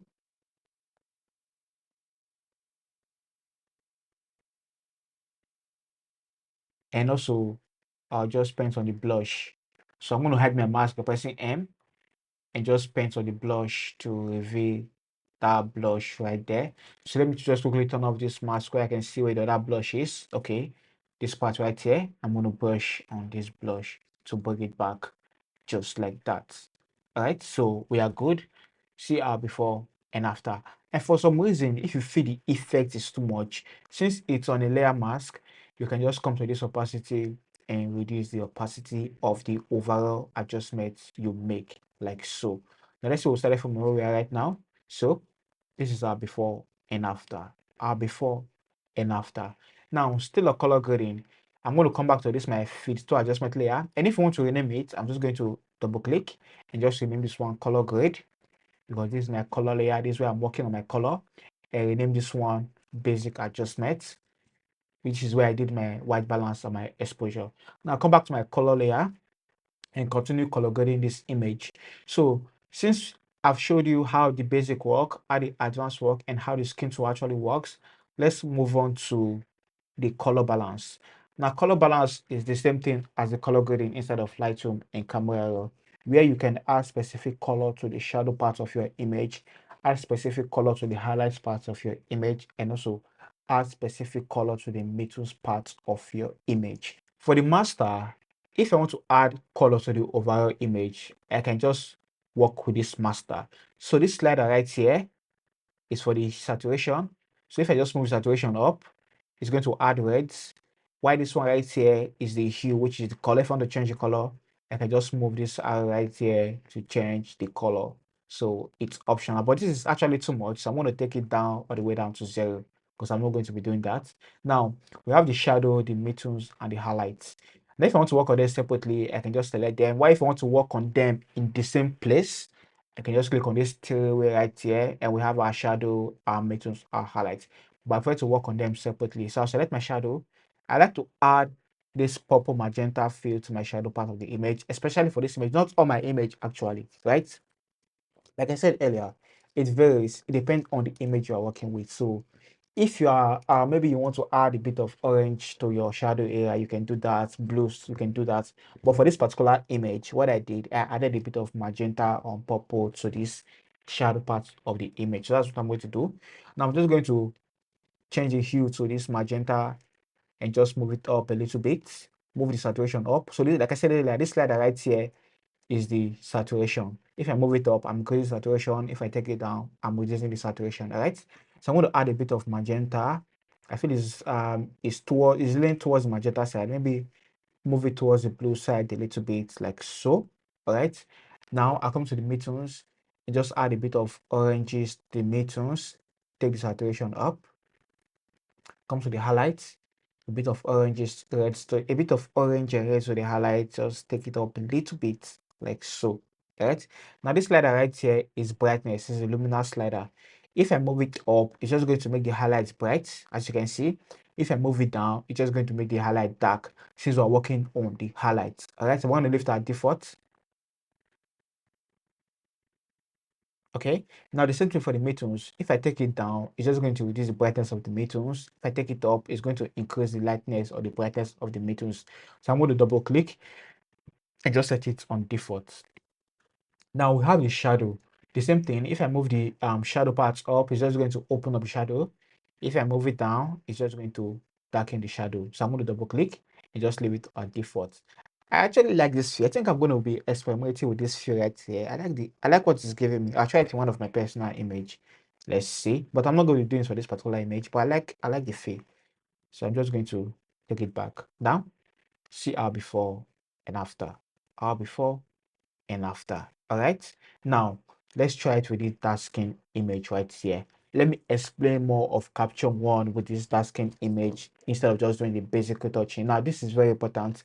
What I usually do if I want to colorate dark skin image or if I'm working on the dark skin images like this, the first thing I do, Capture One has the ability for you to change the ICC profile of your camera.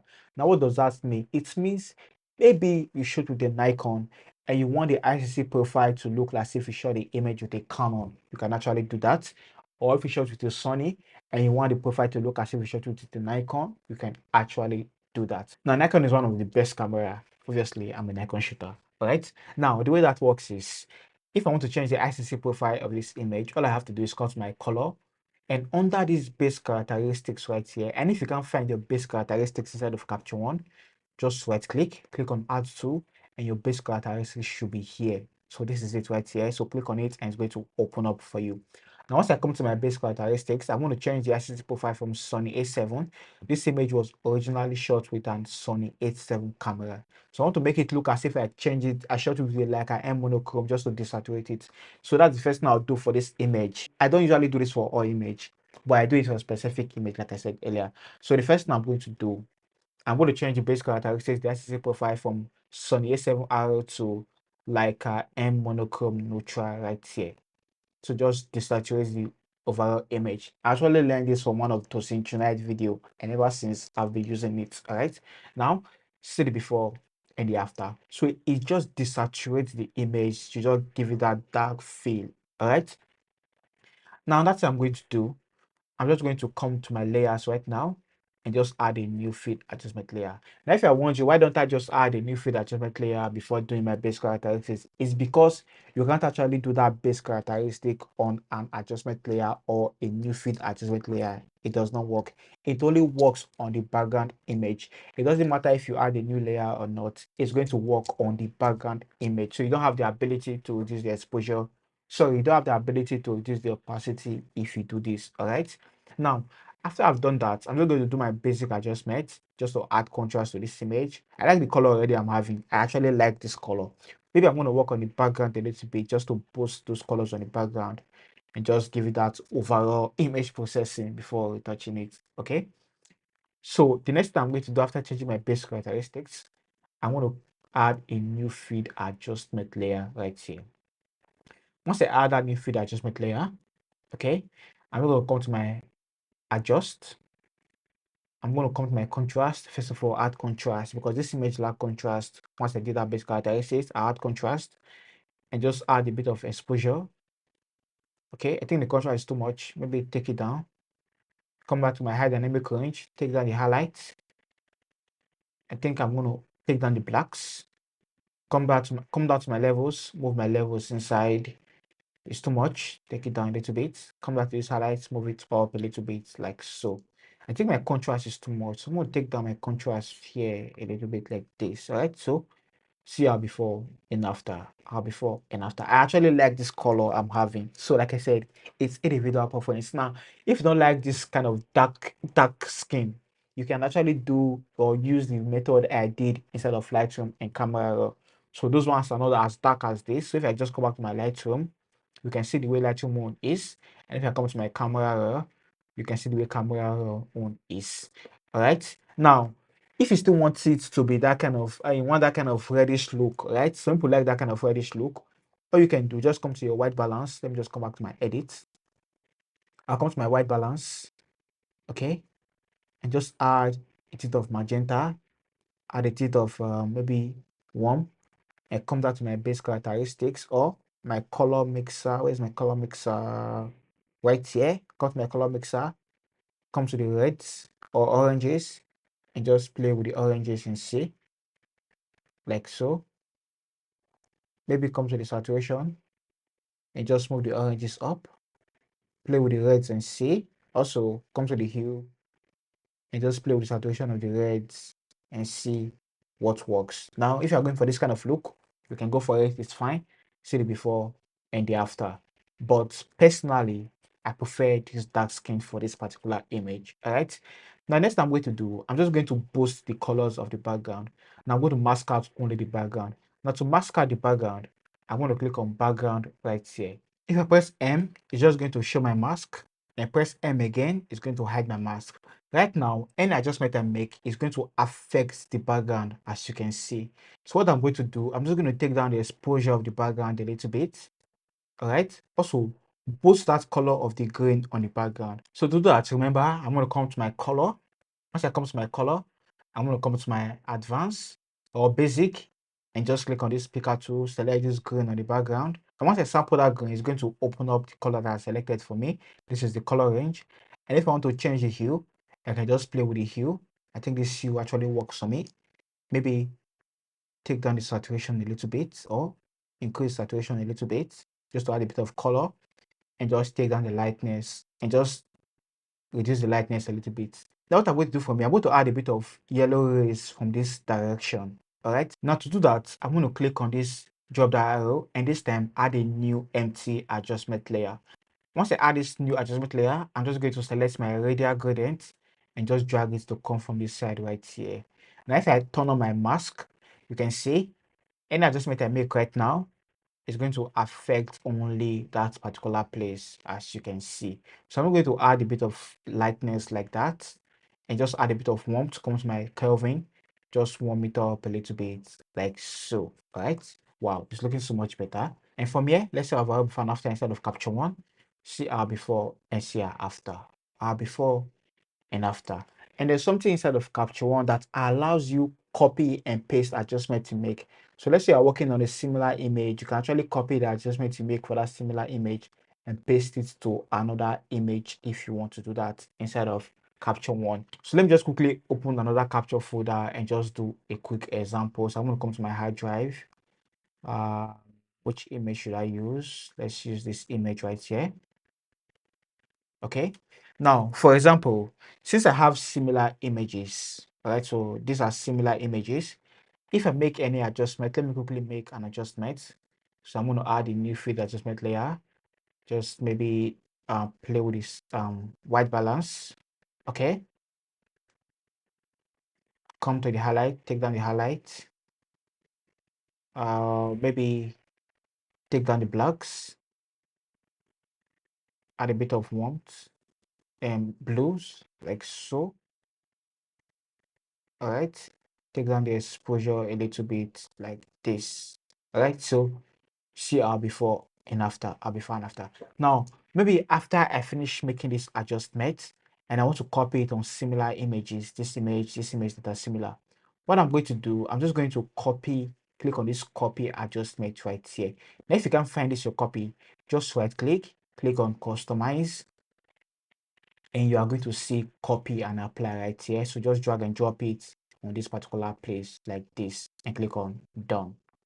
All right. And if you click on this drop down right here, you can select what you don't want to copy. So let's say, for example, I add the linear gradient. Let me just create a new feed adjustment layer, or a new empty adjustment layer rather, and just add a gradient layer like this. So maybe increase the exposure, add a bit of warmth like this. So maybe I don't want this linear gradients to affect this particular one. All right. So after I copy this adjustment, I can click on this drop down arrow and just uncheck this adjustment layer.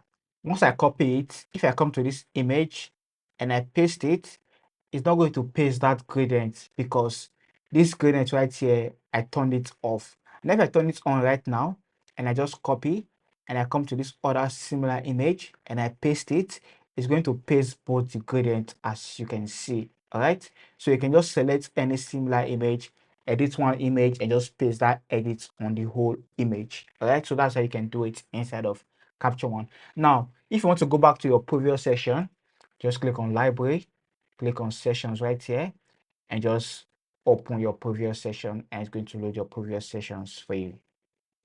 All right. So this is our before and after. Our before and after. So that's the first part of this course. Now you know how to import pictures to Lightroom, Camera Raw, and Capture One. You know how to process your raw image inside of Lightroom, Camera Raw, and Capture One. And basically, you know how to mask inside of Capture One and Camera Raw and all. Now, let's go into Photoshop and show you how to actually use Photoshop as a photographer to retouch your image. I want to show you how you can understand layer mask. I'm going to show you how you can create LUTs.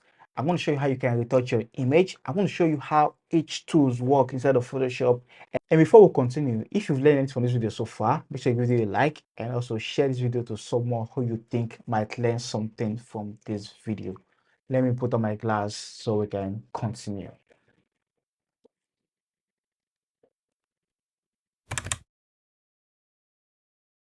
And after doing your image processing and you want to open your image inside of Photoshop, let's just start with Camera Raw, which is easier. So if I come to Photoshop, so after doing our basic adjustments, all you have to do is click on Open right here. So select both image and just click on Open. I'm just going to open both image inside of Photoshop. Now, if you want to do the same thing with Lightroom, let me just close these images. Don't save. Don't save. If you want to edit pictures inside of Lightroom after doing your basic adjustment, you can just select the pictures you want to edit. So once you select the pictures you want to edit, just right click. You're going to see edit in and just select edit in Adobe Photoshop. And it's just going to open that image inside of Photoshop. So 1, 2. So these are the image we imported from Lightroom to Photoshop. Now, let me show you how you can do the same thing with Capture One. Let me just close this. If I want to edit these two images, once I select both image, and by the way, if you want to select multiple images out of Capture One, just hold Command and click on the one you want to edit or the ones you want to select, or Control if you're using the Windows, and just right click and click on Edit With and click on Adobe Photoshop. And from here, if you have a fast system, you can use 16-bit. If you don't have a so much fast system, you can use 8-bit.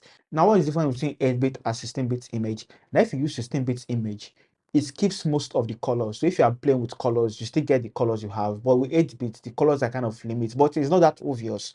But I prefer you work with 16-bit if you are working so much with colors, or if you have a faster system, because 16-bit files are always big. But I'm going to use 16-bit, and I'm just going to click on Edit Variant. But if I click on Edit Variant, you can either change the format to PSD or TIFF file, depending on what you want. I'm going to use TIFF, and option is on uncompressed, and accessible profile is on Adobe RGB 1998. All right.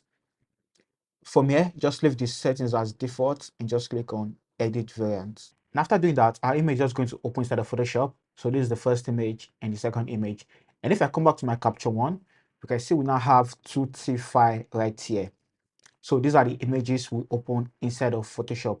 Now, if I make any adjustment to all this image inside of Photoshop and I save it, it will automatically save to Capture One as well. So any adjustment I make to this particular image inside of Photoshop and I save it, it will automatically affect this TIFF file instead of capture one.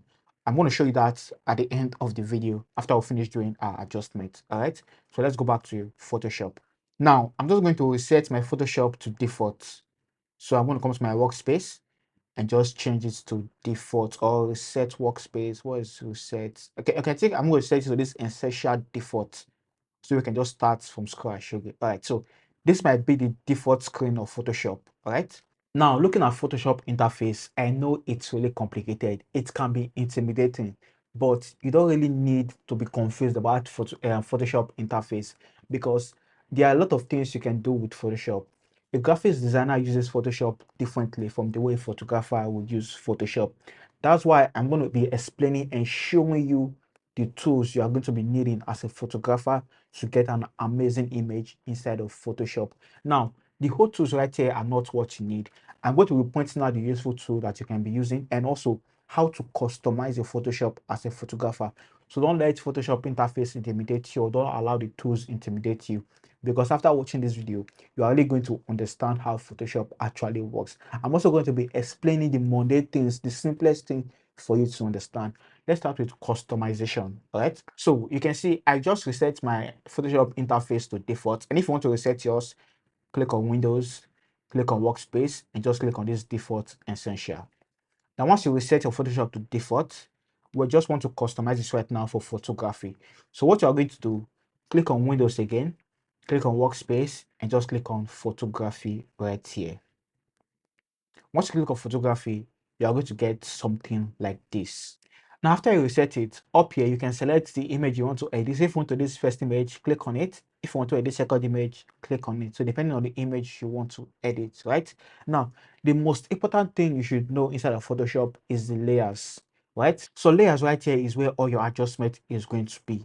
So this layer right here, you can move it around if you want to move it around, but I prefer to just put it right here. Also, you can choose to bring it up or bring it down.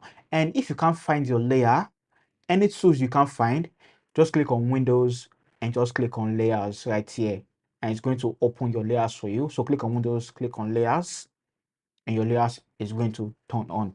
If you can't find your channel, come to Windows, click on Channel, it's going to be here. So basically, every tools you are seeing on your screen, every tools right here, it's on your Windows. So you can always see them on your Windows. So that is for layers, right? So these are adjustments right here. If it's on presets, you can click on single adjustment to see your brightness and contrast, your levels, your curves. And if you can't find them right here, you can just come back to your Windows, click on adjustments, and it's going to show. Now, if you want to pin it to this sidebar, just click and drag it and just pin it to this sidebar like this if you want to put it. And also, you can choose to move it up like so, or you can choose to move it down like so. So you can customize it anyhow you want. And also, you can also find your adjustment on this down right here. So if you click on this icon right here, this adjustment icon, you can see this cycle that's like a black and white. That's the adjustment icon. So you can say find it below right here. So if you click on it, it's going to show you all your adjustments. For example, if I click on curves adjustment, it's just going to open for me. Same thing, if I come to this place, click on adjustment, click on curves adjustment, it's going to open for me. Also, if I come to my Windows, click on adjustments and click on curves adjustment, I'm still going to see it right here. Okay, so there are different ways to bring the same thing inside of Photoshop. Just use anyone that works for you. But what I usually do, I like to put my adjustment on this sidebar right here, so I can just easily click on it to bring it up instead of just coming down here and just select it from here. I prefer to use this one right here. All right. Now, if you add any adjustments, for example, if I add curves adjustments, it's going to be under my layer. So it's going to create a layer for me. So any adjustment I make is going to add a new layer for me. Any adjustment I make is going to add a new layer for me, as you can see. So I've added a curves adjustment layer, a hue and saturation adjustment layer, and a brightness adjustment layer. So it's going to open here for me. So let's say I click on my brightness adjustment, I double click on it, it's going to bring the properties of this black and white adjustment. So from here, I can choose to increase the brightness, add contrast, and if you can't find your properties, right, what you can do, just come to Windows again and click on properties right here. and it's going to open the properties of any adjustment you select. Now, since I select the black and white adjustments, that's why I'm seeing black and white adjustment properties. If I select my hue and saturation, I'm going to see my hue and saturation properties. If I select my curves, I'm going to see my curves adjustment properties. All right. So if you select any one, just come to Windows and click on properties. But I've already added my properties to this sidebar. So this is the properties right here. I just added it to this sidebar for easy access. So if I just click on it, it's going to bring my properties. Now it's bringing out the properties of this my adjustment. All right. And if I click on the layer mask, it's going to bring the properties of the layer mask. So that's how layer properties works. Now let's talk about layer mask. Now any adjustment you make is going to add a layer mask for you. Now the way layer mask work is, layer mask gives you the ability to hide or reveal that effect to a particular part of the image. That is what layer mask is for. So it's like masking. Let's say I don't want an adjustment to affect a particular part of the image. That's why we have this mask right here. For example, let's use this curves adjustment layer right here. All right, so right now I'm explaining layer mask. For layer mask, if I click on any adjustment, for example, I come to my adjustment layer, click on curves adjustment layer. Remember what we said inside of Lightroom that if you want to add brightness to your image, you can use curve by just moving it up like this to add brightness. All right. So I've added brightness to this image. Now the function of layer mask is to hide or reveal that effect from a particular place. Now if I don't want this effect to affect the whole image and I want to remove it from a particular part of the image. So let's say for example, I want to remove this brightness from the face. What I can do, I can just pick my brush tool. So I come to my toolbar, select my brush tool right here. So this right here is my toolbar. So if you're looking for any tool and you can't find it on your toolbar right here, just come to edit, click on toolbar right here. So if you can't find any tools you're looking for this part, it's going to be on this other part. But right now, all my tools are on this part because I changed it to default. So it's on this part. So just select the tool you want. So let's say, for example, this market tool is on this side or this elliptical tool is on this side and you want to move it to this other side. What you can do, just drag and drop it to this side and it's going to show. So let me show you a simple example. Now if I come to my move tool and I move it to this part and I click done, right now the move tool is no longer on my toolbar. All right, so you can see the move tool is no longer here. If I want to add it to my toolbar, I'll come back to my edit, click on toolbar, click on this move tool and move it to this side and click done. Immediately I do that, you can see we have our move tool right here on our toolbar. So I was saying, if I want to hide that effect from a particular part, I don't want it to affect a particular part of the image, I'm going to click on my normal brush tool. So this is my brush tool right here. I'm going to click on it and just increase my brush size by pressing the square bracket key on your keyboard to increase your brush size.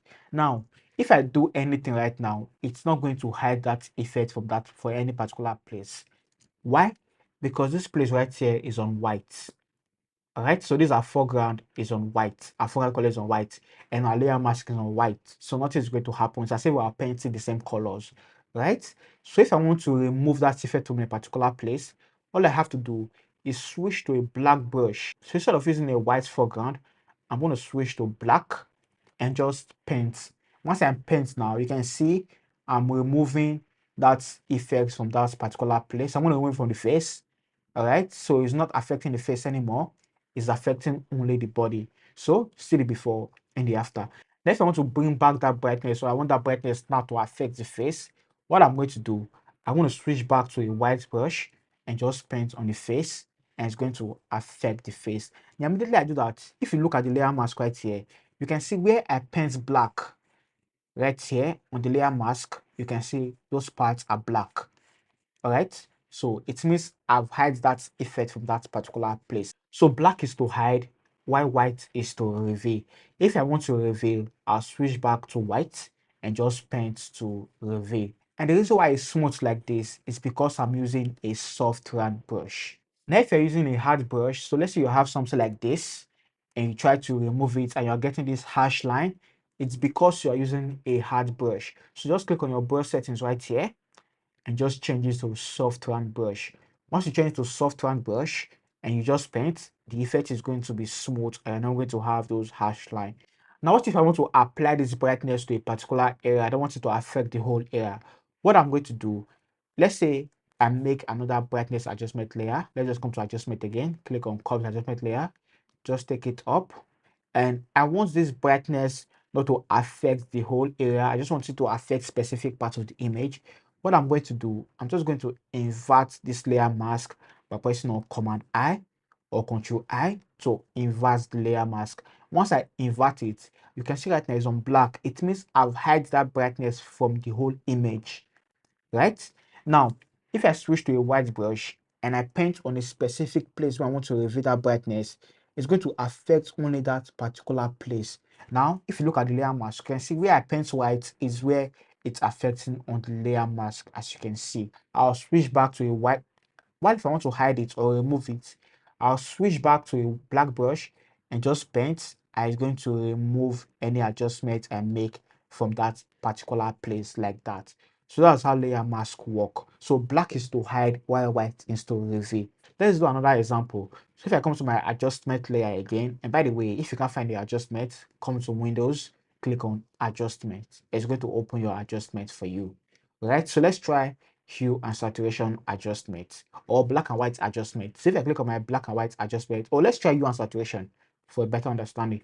So if I just click hue and saturation and I just want to boost the colors of the lips and those colors on the eyes, select my layer mask, click on my properties, or select my layer mask, come to my windows and click on my properties right here. Once I click on my properties and I just select the reds and just move the saturation up. Remember, saturation is to increase the intensity of colors. Like we explained earlier, you can see if I move it up, I'm increasing the intensity of the colors. And if I reduce it, I'm removing the colors. All right. While lightness is how bright you want that particular color to be, and hue is to change the particular color right there. Let's say I want to boost the colors of the eyes, I can just come to the reds and just move the saturation up. Or if I don't know the particular color, I can just click on this hand icon right here, select that color. Once I select that color and just move it up, it's just going to increase the saturation for me. Now, I don't want this effect to affect the whole image. And by the way, if you want to hide your properties, just click on this arrow right here and just going to collapse it to hide it. Now, if I don't want this effect to affect the whole image, I want it to affect only those eyebrows. I'm going to select my layer mask before I invert. Now, right now, the hue and saturation is selected. You can see that box around it. It means the main hue and saturation is selected. Now, before you invert, make sure the layer mask is selected. So right now, hue and saturation is selected. Right now, the layer mask is selected. Once the layer mask is selected, just press on Command I to invert. Once you invert it, just pick your normal brush tool. Make sure you're using a soft round brush. Once you select a soft round brush, also make sure your mode is set to normal. Your opacity is set to 100% and your flow is set to 100%. I'm going to explain opacity and flow in a bit. So once your flow and opacity is set to 100%, make sure your foreground color is set to white because right now it's on black. If I paint or do anything right now, it's not going to affect the image because our foreground color is set to black. So I'm just going to invert our foreground color to white and just paint where I want to reveal that effect. Immediately I do that, you can see I'm just revealing that hue and saturation effect on only this part of the image and maybe on the lips as well, as you can see. All right, so see our before and after, our before and after. So that's how it works. All right, so let me explain what this opacity and flow means. Okay, now to explain opacity and flow, what I'm going to do, I'm going to add a new empty layer. Now to add a new empty layer, just click on this plus icon right here and just going to add a new empty layer for you. So this is an empty layer. So I'm going to fill this layer with white. So I'm going to come to edit, come to fill and just fill with white. So I'm going to fill with white and hit OK. So what I'm going to do for me, I'm going to switch to a black brush because the layer is white. So if I do anything, it's not going to, you are not going to see the effect. So I'm going to switch to a black brush to explain this flow and opacity. Now, the way opacity works is if the opacity is 100, for example, if I paint, you can see this is the 100 opacity and flow 100. Now, if I take this opacity to 50%, and I paint, it's just going to paint 50 for me. If I take it to 20%, opacity 20, and I paint, it's going to paint 20% for me. If I take it to 5% and I paint, it's going to paint 5% for me. So 100, 50, 25. Now that's for opacity. Remember our flow was on 100. Now let me take the opacity to 100. Now let me explain flow. Right now, our opacity is 100 and flow is 100. If I just paint right now, we have opacity 100, flow 100. If I take the flow to 50% and I paint, you can see the flow is on 50, but opacity is on 100. Now, let me take the flow to 20. All right, flow 20, and I paint. You can see the flow is on 20. Now, if I take the flow to 5, I'm going to explain something. If I take the flow to 5 and I paint, you can see the flow is on 5.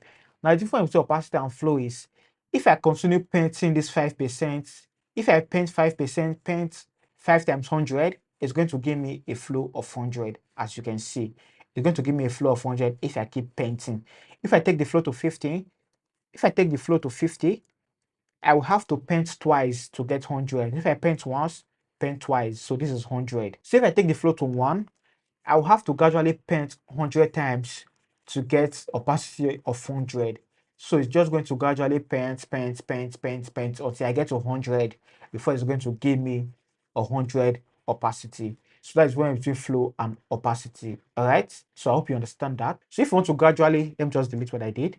So if you want to gradually paint until you get to 100, you can reduce your flow and just going to gradually paint until you get to 100. But if you want to get to 100 once, take your flow to 100%, opacity 100%, and paint once, and it's going to give you 100%. So that's the difference between flow and opacity. All right. Now that you know how to customize your Photoshop and also how layer and layer mask actually works, I'm going to show you the useful tools that you need as a photographer to retouch your image. So let's start with the crop tool. So if you want to crop your image, all you have to do is select the crop tool right here. Once you select it, if you want to change the ratio, so just click on this ratio right here. You can select any ratio that works for you. But if it works for Instagram, I'm going to recommend 4:5 and just select the ratio and just click on OK. I'm just going to crop your image 4:5 for you, as you can see. So you can do this before you start retouching, or you can do this after you retouch. It depends on you. And if you select the crop tool, you can see that different settings right here. You can choose to straighten your image. If you click on this straighten right here, you can just draw a line on your image and Photoshop will automatically try to straighten your image for you. And you can choose to delete your crop pixels. So if I click on this delete crop pixels, if I crop my image, it's just going to delete the pixels right there, as you can see. But if I uncheck it, it's going to add the background for me. So you can change this to background or content aware or generative fill. But for this particular image, I'm going to leave it as background because I'm going to be using 4:5 and just crop it to fit. I want to resize it and just crop it to fit like so because I don't want to leave any extra pixels. So I really don't need this for this particular image. I'm going to just crop it to fit like that. And once you are done, just click on OK. I think I'm going to straighten it a little bit or just cancel it and just crop it again. So click on 4:5. All right. So I think the image is straight already and just hit OK so that this works on me. So that's for the crop tool. Now let's talk about the zoom tool. So if you want to zoom in and zoom out of your image, you can just click on this zoom tool right here. So this is the zoom tool. Once you select it, you can easily zoom in and zoom out, or you can just press the Z key on your keyboard to bring the zoom tool. So maybe if I'm on the brush tool and I want to zoom in, I can easily press Z on my keyboard and go to select the zoom tool and click and just drag in and out like this to zoom in and out. Or you can select the zoom tool if you want to do that. Now let's talk about the pan tool. So this pan tool right here is if you want to move your image around. So you can just select it and just going to move your image around for you. Or for the shortcut, you can press the space key. So let's say for example, I'm on my zoom tool and I zoom in and I want to move around. I can just press the space key. You go to show the pan tool and I can just click and just drag around like so. So that's for the pan tool. Or you can select it right here and drag around depending on what you want. Okay. Now, as we continue, I'm going to be explaining the various retouching tools, but these are just the basic tool you need to understand. But just pay attention to the tools I'm going to be using to retouch this image. I'm going to be explaining them in details when I start doing my skin retouching. All right. Now, in the next part of this video, I'm going to be teaching you how to actually retouch your image inside of Photoshop from start to finish. Everything you need to know. Now, to retouch your image inside of Photoshop, after you bring your image to Photoshop from any software of your choice, the first thing we're going to do, we are going to duplicate our background layer because we don't want to work directly on this our background layer. So just press Command J to duplicate your background layer, or Control J if you are using a Windows, right? And for this my contextual tags variety, I'm just going to move it up. So you can move it up like this, and I'm just going to pin it right here. So I'm going to right click on this option and just click on pin right here because I don't want to be moving around. So after I duplicate my background layer, the first thing we are going to do, we are going to be removing the blemishes from this image and also just do our image cleanup. And there are different ways to remove blemishes from an image. You can either use the close stamp tool, the spot healing brush tool, the healing brush tool, or the patch tool. And I'm going to be showing you how to use those 4 tools to remove your blemishes. And I forgot to mention, you can as well use the remove tool to remove blemishes from your image. Now let's start with the easiest one, which is the spot healing brush tool. Now to use the spot healing brush tool to remove blemishes from your image, the first thing we are going to do, we are going to be working on an empty layer. So just create a new empty layer. And to create a new empty layer, just click on this plus icon right here. Once you click on this plus icon, it's going to create an empty layer for you. And if you want to rename your layer, you can just double click on the name right here, double click on it, and just rename it. I'm going to rename this first one Spot Healing Brush Tool. After renaming it, I'm just going to select my Spot Healing Brush Tool. So this is the icon right here. If you can't find it, you can right click and it's going to open right here. And if you're not sure which group it is, what you can do, just come to your file, or rather come to your edit, click on toolbar right here, and just look for the group it is right here. So if you're not sure, you can just look for it right here. So this is it right here, Spot Healing Brush Tool. And if you want to separate it from the group, you can just click and separate it from the group. All right. So you can separate it. Like immediately I do that, it's going to be separated from the group. And if I add it to the group, let me just show you. If I add it to the group, it's going to be inside this group. And immediately I remove it from the group. All right. Immediately I remove it, it's just going to remove from the group. So this is it right here on its own. Now to use it, once I select it for my brush, I'll make sure my hardness is set to 0 for my settings. So you can just click on this drop that right here to show the settings. So my hardness is set to 0, my spacing is on 25. All right. And my mode is on normal. That's my settings. Content array is selected. What else? Let me move this one right here. Let me just move it. All right, so content aware is selected, sample all layer is selected because I'm working on an empty layer. That's why sample all layer is selected. So if I uncheck the sample all layer and I just try to remove blemishes from this image, it's not going to work. So you can see nothing is happening because sample all layer is not selected.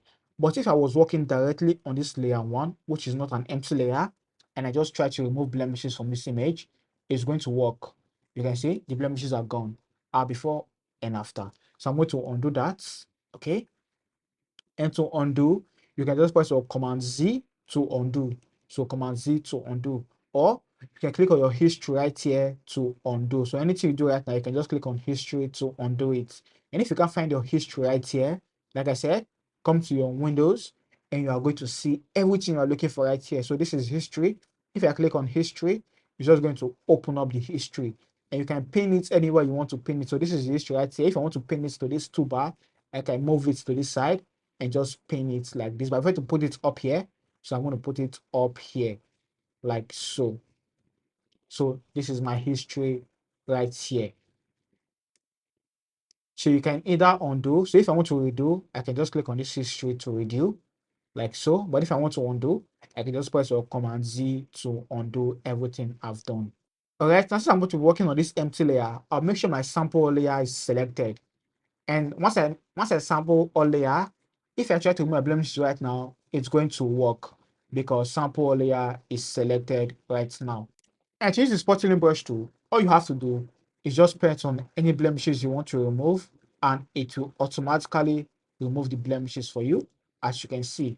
But is this the best method? No. Does this work? Yes. So let's see a before and after. This is the before and the after. The before and the after. So if you do this for the whole of the image, it's just going to remove blemishes for you. So that is one way you can remove blemishes for your image. So let's try another way, which is the patch tool. Now for the patch tool, I'm just going to add another empty layer again and just rename this layer patch tool. And by the way, if you want to delete layer, so if you want to delete layer, all you have to do is select the layer. You can drag and drop it to this delete right here, or you can just press delete or backspace on your keyboard to delete. Now to use the patch tool to remove blemishes from your image, all you have to do is add another empty layer again. I'm going to rename this one patch tool. Okay. And look for the patch tool right here. So let me just right click here. So this is the patch tool. I'm just going to select it. Once I select the patch tool, now to remove your blemishes with the patch tool, we're not going to be creating an empty layer because the patch tool cannot work on an empty layer. We have to be working on the main layer. So this is the main layer right here. To use the patch tool, just select your J or this group again. Let's click on the group and you're going to see your patch tool right here. So once you select your patch tool, you're going to see your patch tool settings up here.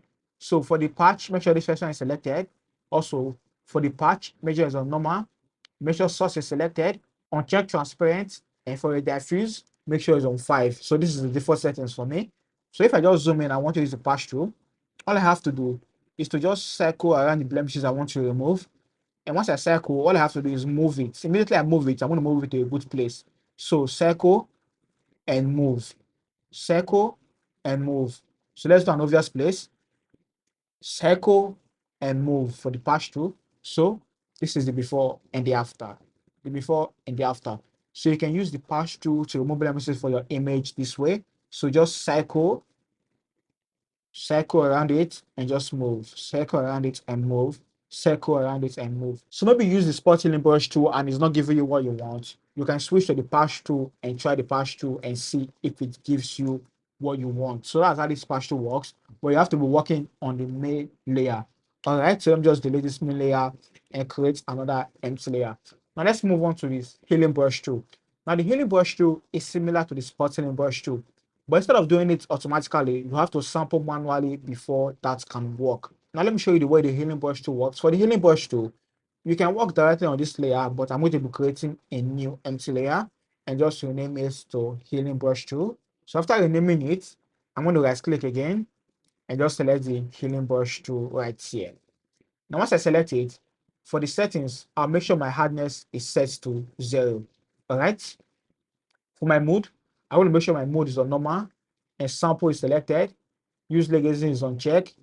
I'm going to make sure all layer is selected because I'm working on this empty layer. If I'm working on this layer 1, I want to make sure current layer or layer and below is selected. But if I'm working on this layer 1, I'm going to change this sample to current layer. But since I'm working on an empty layer, I'm going to make sure current are below or all layers are selected. We're going to select current and below. Okay. And for the diffusion, is set to 5. And the diffusion is set to 5, as you can see. All right. So to use the spotting brush tool, all you have to do is zoom in. Once you zoom in, increase your brush size. To increase your brush size, use the square bracket key to increase and decrease any brush size at all. It doesn't matter the tool you selected, just use the square bracket key to increase and decrease the brush size, as you can see. Now to sample, we are going to be sampling from a good part of the image and just pat it over the bad part of the image with the blemishes. For example, if I want to remove these blemishes, I'm going to decrease my brush size to fit that particular blemishes and just hold alternate or option. Immediately I hold alternate or option and I just paint. It's just going to sample from a good part of the image and I'm just going to paint on these blemishes to remove the blemishes, as you can see, the before and the after. So I'm going to sample from a good part and just paint to remove. Sample from a good part, paint and remove. Option or alternate to sample, paint and remove with the spot healing brush tool. So just do this for the whole of your image and you're going to remove the blemishes from your image. If this what works for you, you can use this method to remove blemishes from your image. Now let's see the before and after. See the before and the after. The before and the after. So that's another way to remove blemishes from your image. Now, like I said, there are different ways to remove blemishes from your image. Now let's try the close stamp tool. Now the close stamp tool is similar to this spotting brush tool. So to use the close stamp tool, you can either work on the main layer or as well work on an empty layer. Once I create an empty layer, I'm going to rename it close stamp tool. Okay. Once I rename it close stamp, I'm going to select my close stamp tool. So this is my close stamp tool right here. I'm going to select it. And once I select it, I'm going to make sure I'm using a soft round brush. Okay. For the mode, make sure the mode is on normal. Opacity is set to 100. Flow is set to 100. And if you want to see your brush settings, just click on Windows and you are going to see brush settings right here. So you can select protect textures and check it and you are good. Let me just collapse it. What I'm going to do from here is similar to the spotting brush tool. If I zoom, all I have to do is just sample from a good part of the image and just point on where I want to remove. Right now, it's not working. Why? Because this sample is on current layer. And remember, it's an empty layer, so it's not going to work. So instead, change it from current layer to all layers or current and below before you can see the effect. Now, immediately I change from current and below, I'm just going to zoom in, hold option or alternate to sample, and just paint on the blemishes I want to remove. Immediately I do that, it's just going to remove the blemishes for me. So sample and paint, just like that. Sample from a good part and paint. Sample from a good part and paint. Sample from a good part and paint, like that. Sample from a good part and paint. And also, don't forget to increase and decrease your brush size according to the part of the image you're working on. All right, so sample and paint just like that. So let's come to this side and try it from this particular part, sample and paint. Now let's see the before and after. This is the before and the after. You can see the blemishes are gone, the before and the after. All right. Now, for the final way to remove blemishes that I use the remove tool to remove blemishes. Now, the way this remove tool works is very easy, right?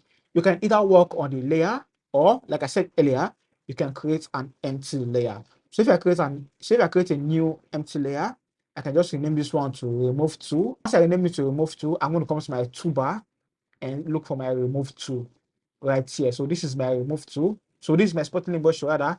I'm going to click on it and I'm going to see my remove tool. So this is my remove tool right here. And like I said earlier, if you are not sure where the tools are or the group that the tool you want to use are, just click on this edit, click on toolbar, and just locate the group right here. Once you locate the group, you can just come here and just right click and you're going to see the tool you are looking for. So I'm going to select my remove tool. The remove tool is very easy to use, very easy. All you have to do is zoom in, increase and decrease your brush size according to the blemishes you want to remove. So if you want to remove a big blemishes, use a big brush size. If you want to remove a small blemishes, use a small brush size. Now, since we're working on an empty layer, make sure sample layer is selected. And also, if you want to work on a small portion of the blemishes, make sure generative fill is off. So don't use AI, just do it normal. And before you start painting, make sure this remove after you stroke is not selected. If it's selected and you paint, it will automatically remove the blemishes for you. So if you paint, it will just remove it for you. But if you want to do it multiple times and just remove everything once, just make sure this place is not selected. Once you uncheck it, you can select multiple blemishes and just remove them once like so. All right, so just select the blemishes you want to remove. Personally, I prefer to use the remove tool to remove blemishes from my image, and also I prefer to remove my blemishes during frequency separation with the close stamp tool as well. So any blemishes that are obvious, I just remove it with the remove tool, and later I use the spotting brush tool. Sorry, and later I use the close stamp tool to remove more of the blemishes during frequency separation. I'm still going to show you how you can actually do that in a bit. Now let's say you finish selecting the blemishes you want to remove. All you have to do is click on OK right here, and Photoshop will automatically remove the blemishes for you. Let's just wait for it to load. All right, so let's see the before and after. See the before and the after. The before and the after. You can see the blemishes are gone. The before and the after. Also, take a look at the hair right here on the lips. The before and the after, all gone. So personally, I prefer to use the remove tool to remove blemishes from my image. And not just the blemishes, you can also use the remove tool to remove those stray hair from your image. So to remove it, so you can just add a new empty layer. Let's just rename this layer hair. And if you want to remove the stray hair, all I have to do is zoom in and just use my remove tool to paint on the stray hair, which I want to remove like this. All right. So once I push on the hair, like so. All I have to do is click on OK right here, and it's just going to remove those stray hair for me. I'm going to be retouching this image in details in a bit, but I just want you to know how each tool actually works before I start using them so you will not be confused. Okay. All right. So let's see before and after for the hair, the before and the after. And if it missed any part, you can just select that part again. All right. Select the part you want to remove. Anywhere there's stray hair on your image, select it again and just click on remove again, and it's just going to remove it for you. All right, so see the before and the after, the before and the after. So you can just do that for the hair, and it's going to remove it for you.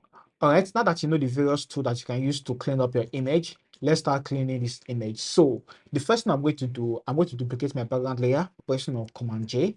After that, I'm going to clean up this image.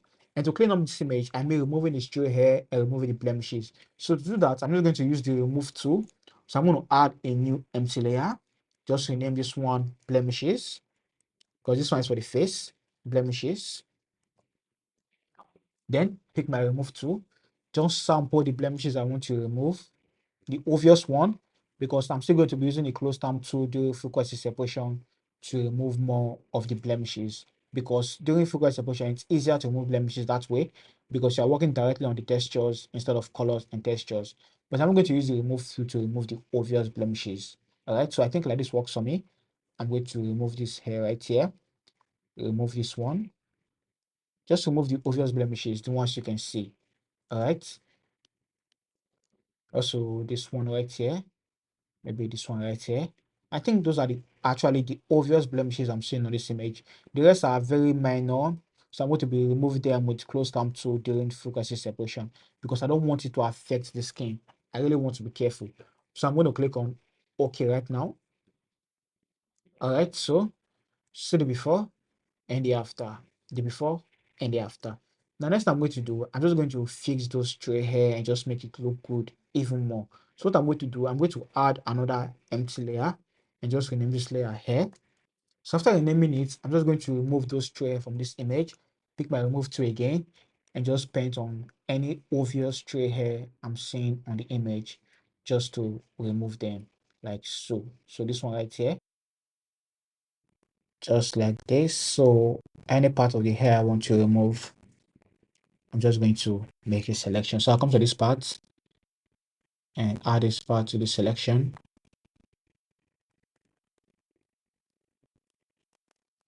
Add this part to the selection as well.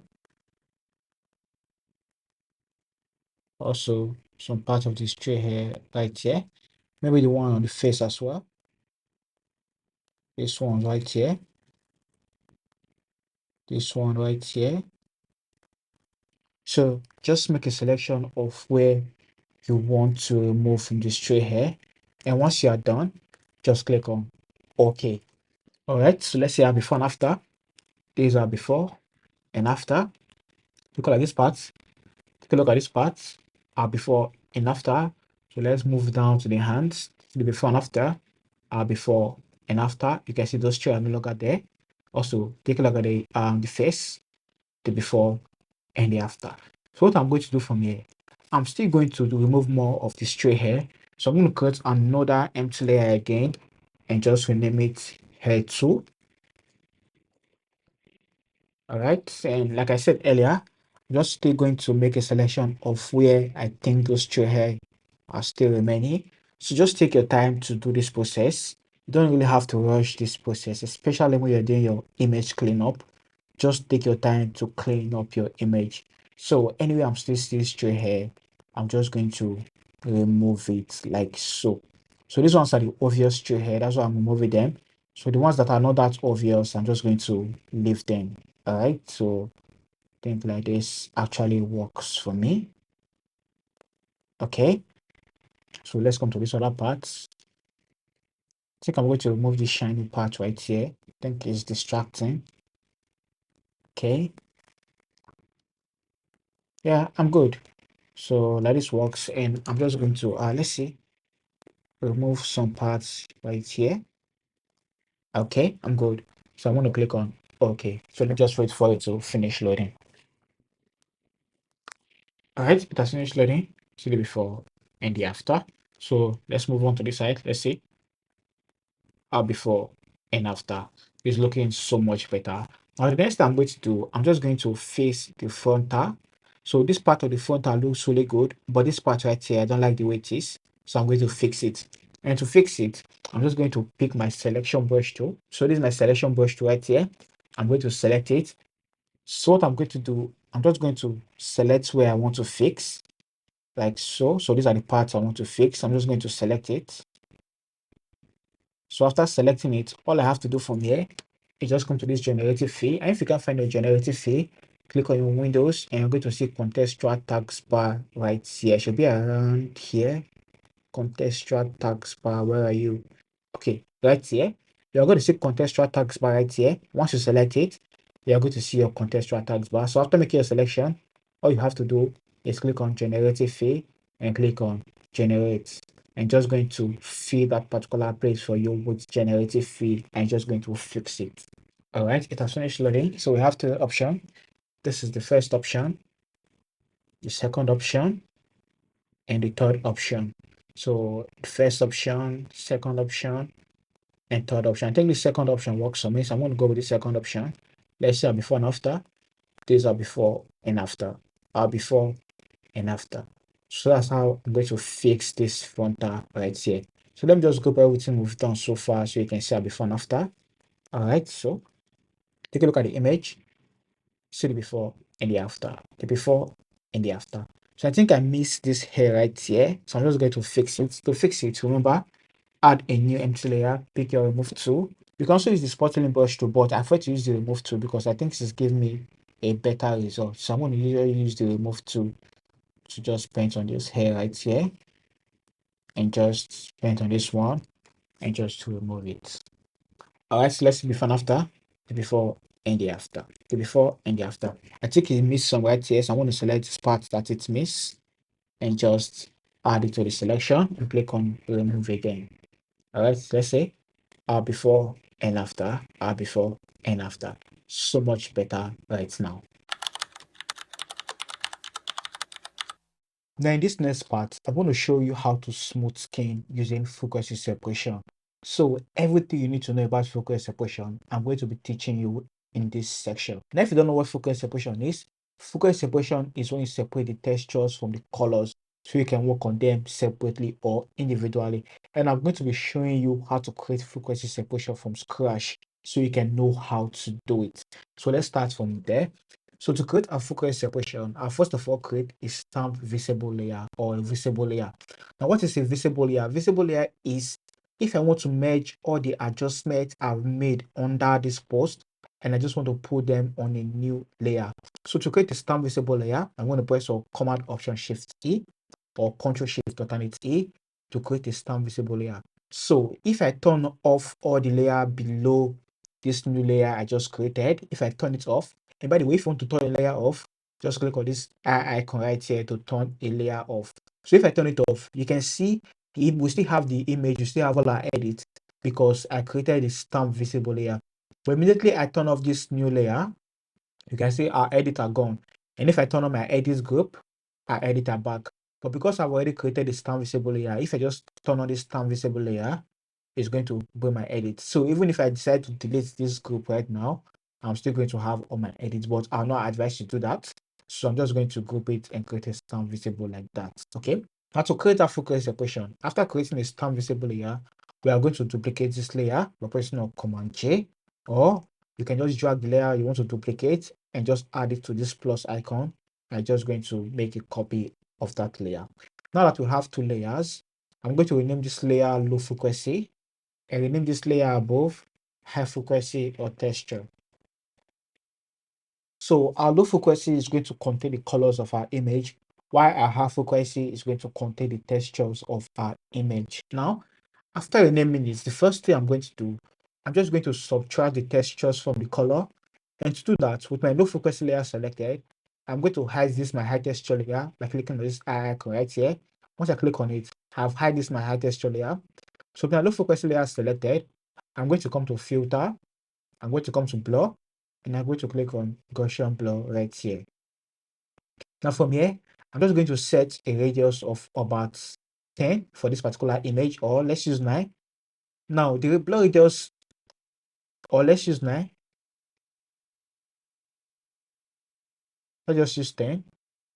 All right. Now for the blur radius depends on how smooth you want your image to be. All right. I'm going to talk about it in a little bit. So let's just create this focus separation first. So for this particular image, I'm going to use 10 and I'm going to hit on OK. All right. Now, after now, if I zoom in, you can see we have only the colors on this image. The textures are no longer there. So to bring back the textures, I'm going to click on it. So to bring back the textures, I'm going to click on my high frequency icon right here to turn it on. Immediately I turn it on, you can see that now we have the textures. Now the next thing I'm going to do, I'm just going to subtract the colors from this texture layer. So to do that, with my high texture layer selected, I'm going to click on image. I'm going to click on apply image. Now once you apply image open, now remember this image is 16-bit. So the way you do 16-bit focus separation is different from the way you do 8-bit focus separation. But the difference is not too obvious. Now, if this image was an 8-bit image, what I would have done, I'll change this merge to low frequency because that's where we want to remove the colors from, and come to the blend mode, change from multiply to subtract. Once I change to subtract, I'll make sure my scale is on 2 and offset is on 128, and I'm going to click OK. That's for 8-bit. But since this is a 16-bit image, what I'm going to do, once I select my low frequency, which contain the textures, which I want to subtract, instead of using blend mode of subtract, I'm going to use add. Now, once I use add, I'm going to change this scale to 2. Once I change it to 2, the next thing I'm going to do, I'm just going to click on this invert right here. And immediately I invert it, it's just going to subtract the color. Now remember we use the blend mode of add. So once we invert it, that add will automatically turn to subtract. So that is the formula behind this. So once I click on subtract, I want to make sure my scale is on 2 and just click on invert and hit OK. All right. So if you look at this image right now, you can see we have the textures and the colors are no longer on the image, as you can see. All right. So what I'm going to do from here, I'm just going to change the blend mode from normal to linear light. All right. Once I change to linear light, you can see we have the original colors of our image. So if I turn this focus separation, high texture off and on, we have the original color. The color did not shift. We just have everything we have below. So the before and the after. But if you use that 8-bit method for a 16-bit image, you're going to have a slight shift of color. But if you do it like this for a 16-bit image, you're not going to have any color issues. It's going to be the same colors. All right. So see the before and the after. So the next thing I'm going to do, I'm going to duplicate this high texture layer because I'm trying to create a non-destructive focus separation so that if you make any mistake, you can actually go back and erase it and start instead of starting all over from scratch. So this is a non-destructive focus separation. So next thing I'm going to do from here, after changing the blend mode to linear light, I'm just going to press on Command J to duplicate the layer. And immediately I duplicate that high texture layer, what I'm going to do, I'm just going to clip it. All right. Now to clip it, I want to hold my alternate or option and click in the middle between this high frequency copy and this high frequency texture in the middle like this and just clip it. After that, I'll change the blend mode of this high frequency texture copy to normal. All right. So once I change to normal, the last thing I'm going to do, I'm just going to add a new empty layer under. After that, what I'm going to do, I'm going to select my low frequency and just add a new empty layer above my low frequency. Because this layer right here is where we are going to be brushing on. So I can just rename this layer brush hair layer, okay? Brush hair layer. All right. Now I can decide to group it. So if I want to group it with this first high texture layer selected, hold shift, click on this low frequency, press of Command G to group, and double click on the group to rename it. I rename the group frequency separation. Okay. So these are frequency separation. We've successfully created frequency separation. So if I turn off the group on it, it as if we're not doing anything. So see the before and the after. All right. Now if I just open this group, we have our low frequency which contains the color. We have our brush layer which we are going to be using to mix the skin and just make it look smooth. We have our high texture and we have our high texture copy which contains the color.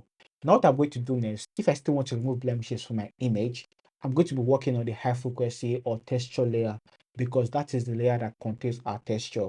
While if I want to smooth the skin or mix the color, because when we are mixing color, that's when the skin actually gets smooth. So if I want to smooth the skin, I'm going to be working on the low frequency, but instead of working directly on the low frequency, since this is a non-destructive frequency separation, I'm going to be working on the brush layer, and I'm going to be explaining everything in detail. So just pay close attention.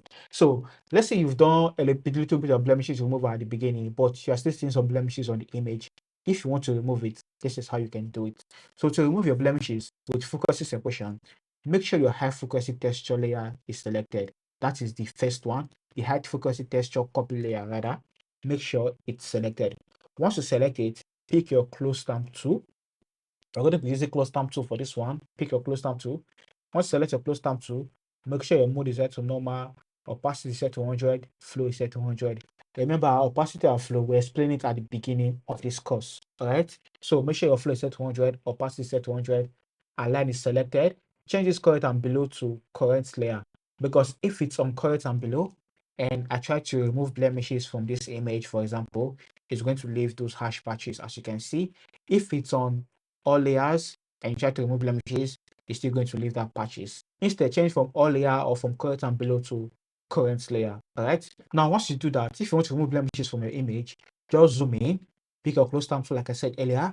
Increase and decrease your brush size according to the blemishes you want to remove. It's important. If you want to remove a big blemishes, use a big brush size. If you want to remove a small blemishes, use a small brush size. It's very important, all right? Because if you use a big brush size to remove a small blemishes, it's going to leave patches. Instead, use a brush size that fits the blemishes you want to remove. Okay, so I'm just going to reduce my brush size to fit these blemishes. Remember, if you want to sample, put option or alternate, and you're going to see the sample icon. Just click on a good part of your image. So once you click, remove your hand from alternate and just paint on the blemishes you want to remove, and it's gone. So take a look at these blemishes right here, the before and the after. You can see it did not leave any patches because we are working directly on the high frequency or the texture layer.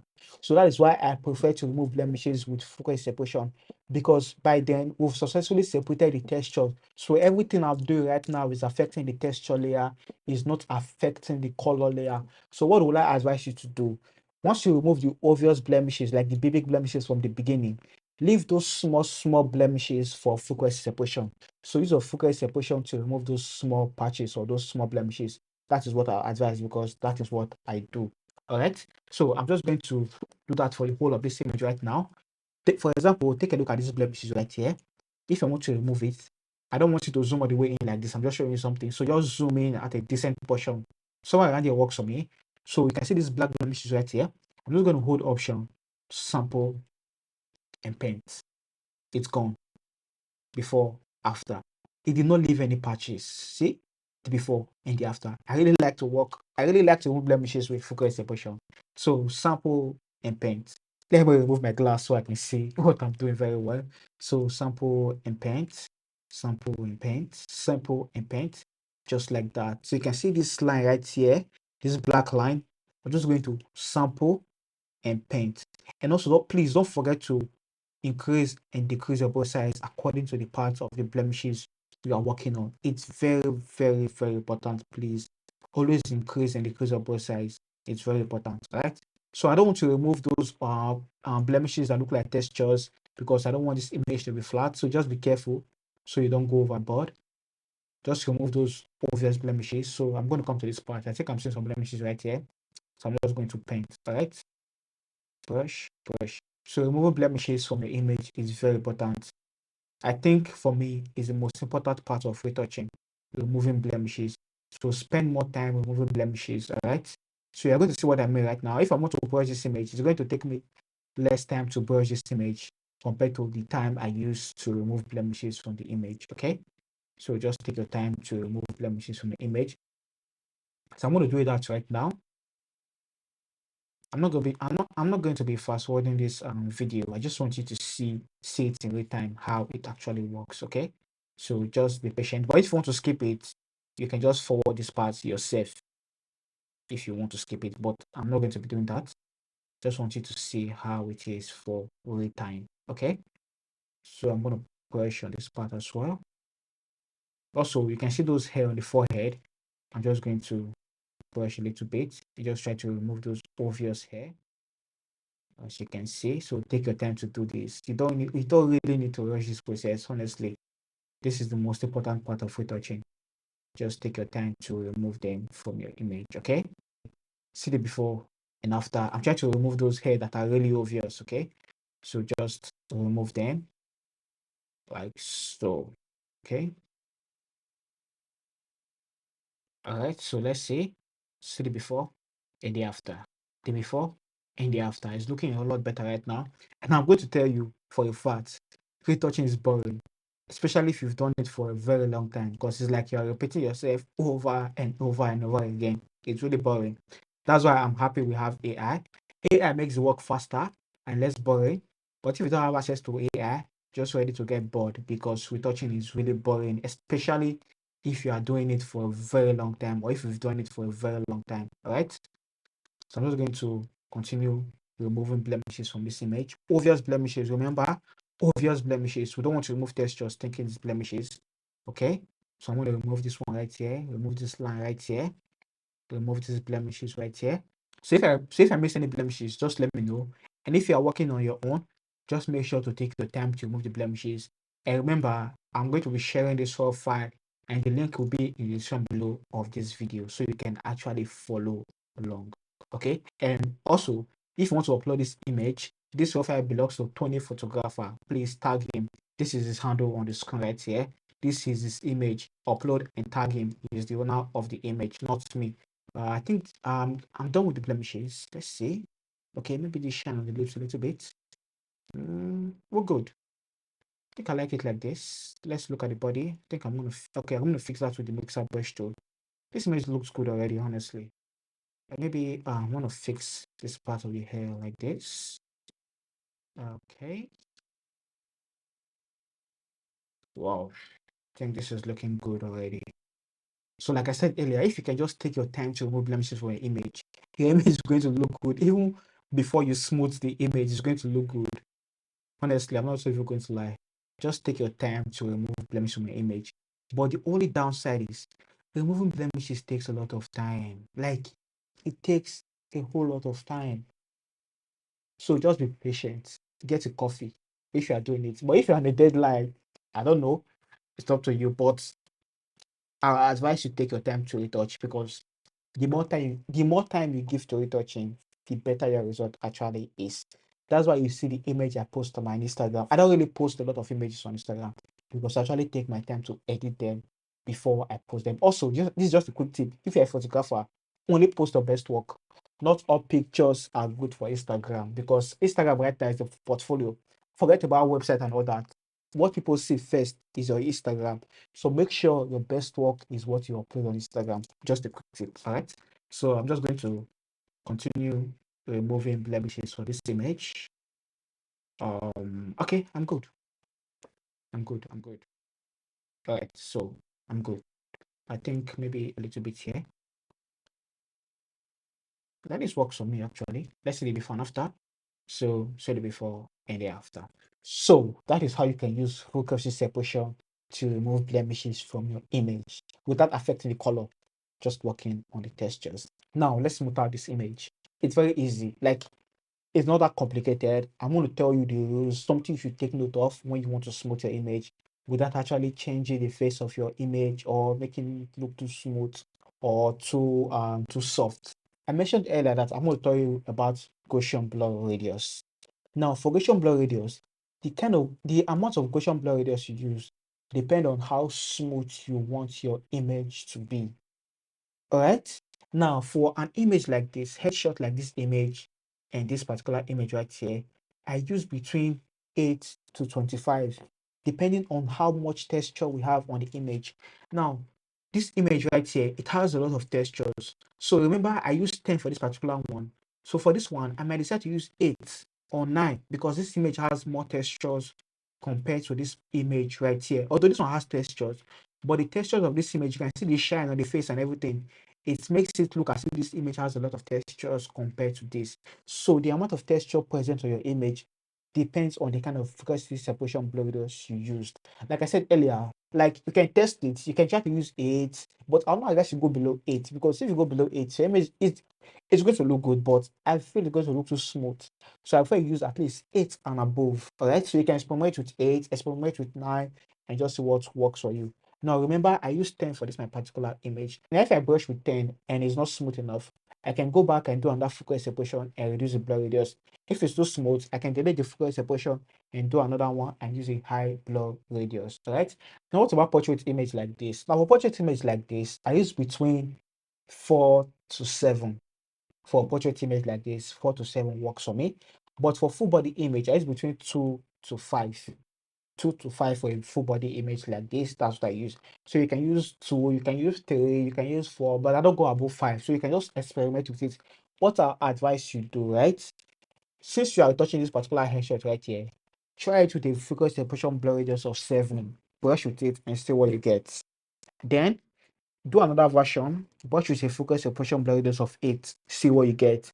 Do another version, but with a focus separation blur radius of 9 and see what you get. Sorry, with 10 and see what you get. So do it all the way up to 25 and see which one you like better. Now, anyone you like better, you can experiment with it more. So that's what I do.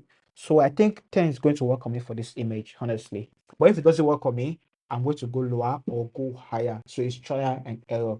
There's no perfect blur radius. Okay, let me just show you a quick experiment. All right, so I'm going to come to this image. Once I come to this image, I'm going to use a low blur radius of about what's it called? I'm going to use a blur radius of about 6 to edit this image so you can see. But I'm not going to be wasting time doing removing the blemish. I'm going to use AI for that. Remember, we're still going to come to this image and edit it manually, but I just want to show you what will happen if you use a low blur radius for this particular image right here. So what I'm going to do, I'm just going to remove the blemishes with AI.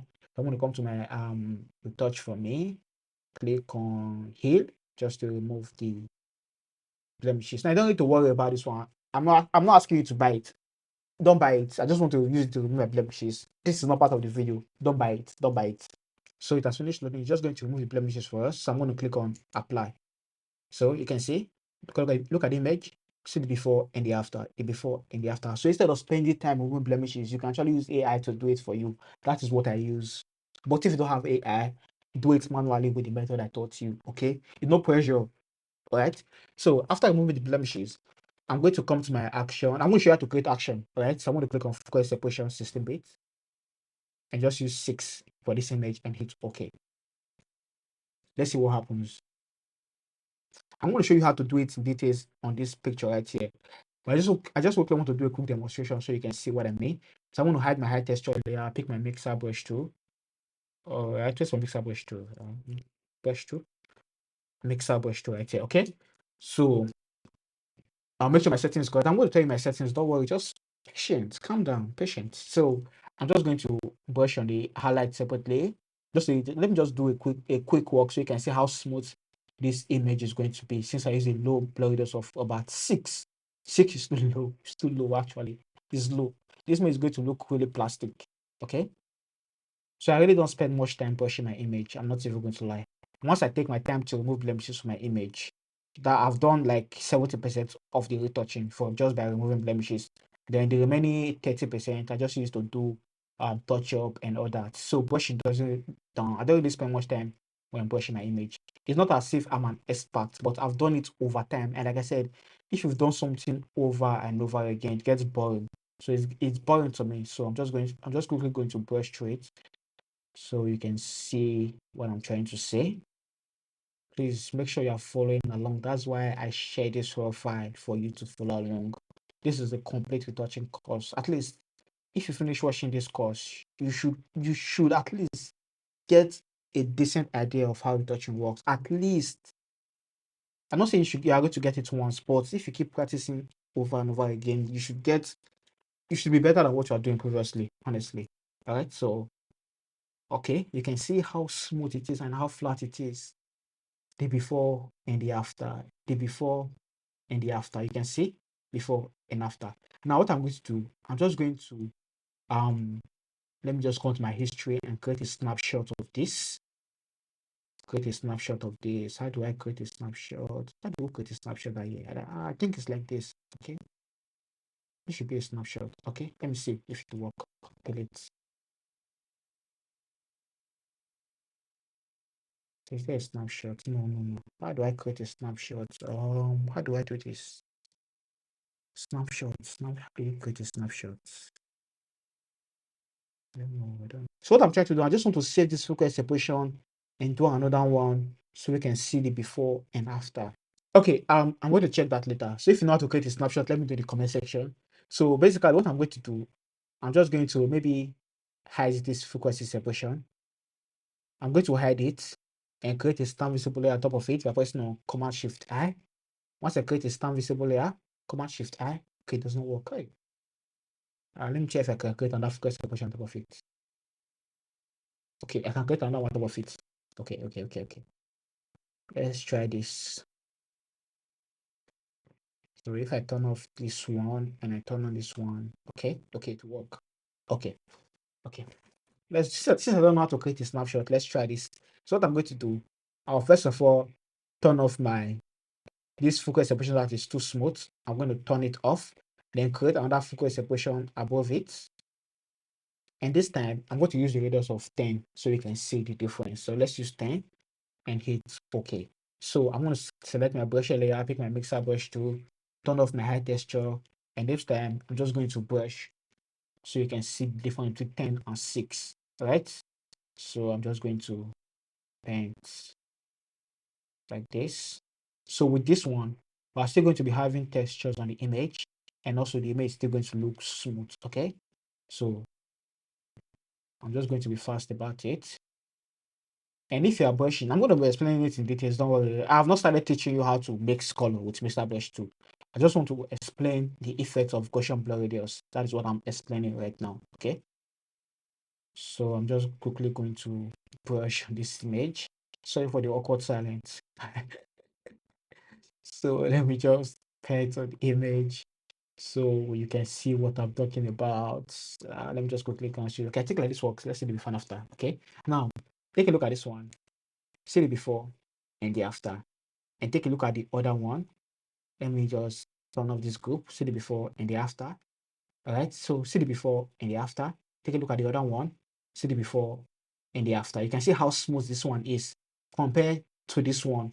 We still have textures. So this is the new one. The before, sorry, the before and the after. And let's see the old one, the before and the after. You can see this one is looking more smoother and looking more flat compared to the one with high blur radius. Now, if you still feel it's still looking a little bit too flat, you can go up. So instead of using 10, you can use 11, 12, 13, 14. So just experiment with it and see what works for you. All right. Now, let me show you how to use the mixer brush tool to brush your image in details. Okay. Now, to use the mixer brush tool, after removing the blemishes from your image, click on this brush share layer. Once you select your brush share layer, this is a non-destructive focus separation. So you can work on the low frequency, but I'll advise you work on this brush share layer, except you're an expert. If you're an expert and if you don't make any mistake, please, by all means, work directly on your low frequency. But I made mistakes, so that's why I like to brush on this brush share layer. For example, if I pick a mixer brush tool and I brush right now, this is what you love brushing. You can see I made a mistake. I brushed to the eyes, so the before and the after. Since this is a brush layer or an empty layer, I can pick my eraser tool. So just look for your eraser tool on your toolbar. I hope you are paying attention to the tools we'll be using so far. You can see we are not using all the tools inside of Photoshop, just the necessary tools we need. So don't let Photoshop intimidate you. You don't need to use all the tools or everything inside of Photoshop. Just select what you need and use it. Okay. Now let's look for the eraser tool. Like I said, remember, if you can't find the tool right here, come to your edit, click on your toolbar, and just look for where the tool you are looking for is right here. Now I know where my eraser tool is. This is my eraser tool right here. I'm going to select my eraser tool. For the brush settings, make sure it's on soft round brush because you don't want to leave any hard edges. Once you select it, for your opacity, make sure it's on 100. Flow, make sure it's on 100. And all you have to do is just paint to erase that mistake from that particular place right there. All right. So that is one advantage of working on this empty layer. Another advantage of working on that empty layer is you can brush the face separately with this empty layer and create another empty layer. You can rename this one body and use this to brush the body. So maybe if you feel the face is looking too smooth, you can come to the face and reduce the opacity. If you feel the body is looking too smooth, you can come to the body and reduce the opacity. So I'm going to delete this body layer now. I'm going to do that later. So I hope you understand up to this point. Now to smooth the skin, select your brush layer, pick a mixer brush tool. Now these are my mixer brush settings. I'm using a soft round brush. Hardness is set to 0. Okay. And this place, make sure it's on clean brush. And make sure this clean brush after a stroke is selected. It's very important. Clean brush after a stroke, make sure it's selected. My wet is on 30. My load is on 30. My flow is on 30. This place right here is on 10. And sample layer is selected. Remember, sample layer should be selected if you are working on an empty layer. Now, since you are working on an empty layer, that's why sample layer is selected. If I turn off this sample layer and I brush, no matter what I do, it's not going to work, right? Because it's an empty layer and sample layer is not selected. So nothing is going to happen. If you want to see the effect, make sure sample layer is selected. And if you are wondering why I'm always turning off this high frequency texture before I start brushing, it's because if I brush with this high frequency texture on, I'm going to be mixing both the colors and the textures, and I don't want that. So if I just paint right now, you can see it's mixing both the colors and the textures, and this is not what I want. It's just going to spoil the image. So I'm going to press Command Z to undo, or you can use the eraser to erase it if you want to erase it like that. Okay, so like I said, make sure sample or layer is selected, and make sure your high texture layer is also turned off. Immediately you turn it off, the image is going to be kind of blurry, and you're going to have only the texture. So you're going to have only the colors on your image immediately you turn off your high texture layer. So once you get your settings right, let me just quickly do a quick recap. Make sure your brush layer is selected. Select a mixer brush tool. Make sure you're using a soft tongue brush. Make sure clean brush is selected. All right, so this place must be on transparent. Make sure if it's on any other color, change it to clean brush to be on transparent. And make sure clean brush after each stroke is selected. Wet is on 30, load is on 30. This place right here is on 10%. Sample layer is selected. And if you want to see my mixer brush settings, like in-depth settings, come to Windows, click on brush settings right here. And from here, make sure smoothing is selected and protect texture is selected. Okay. Okay. So just collapse this. Now, once you get your settings right, now to brush, let me just show you how to brush. You can see the highlight of the image. Make sure you're brushing it separately, and make sure you're increasing and decreasing your brush size according to the part of the image you are working on. And brush according to the shape of the face. Okay, that's too much English. Let me just show you. So for example, create a new layer, pick my normal brush tool. Let me just show you an example. If I want to work on this image, I'm going to reduce my brush size to fit the highlights. You can see the highlights on the face. You can see the highlights on the forehead. I'm going to reduce my brush size to fit and just brush on that highlight. And this shadow part, I'm going to reduce my brush size to fit and brush on the shadow part. You can see this small highlight on the nose. If I want to work on it, I'll reduce my brush size to fit that highlight and just work on it. I'm not going to be using a big brush like which example I use? Okay, let's for example, this highlight on the gel right now. I'm not going to be using a big brush like this to brush. If like that, it's going to spread.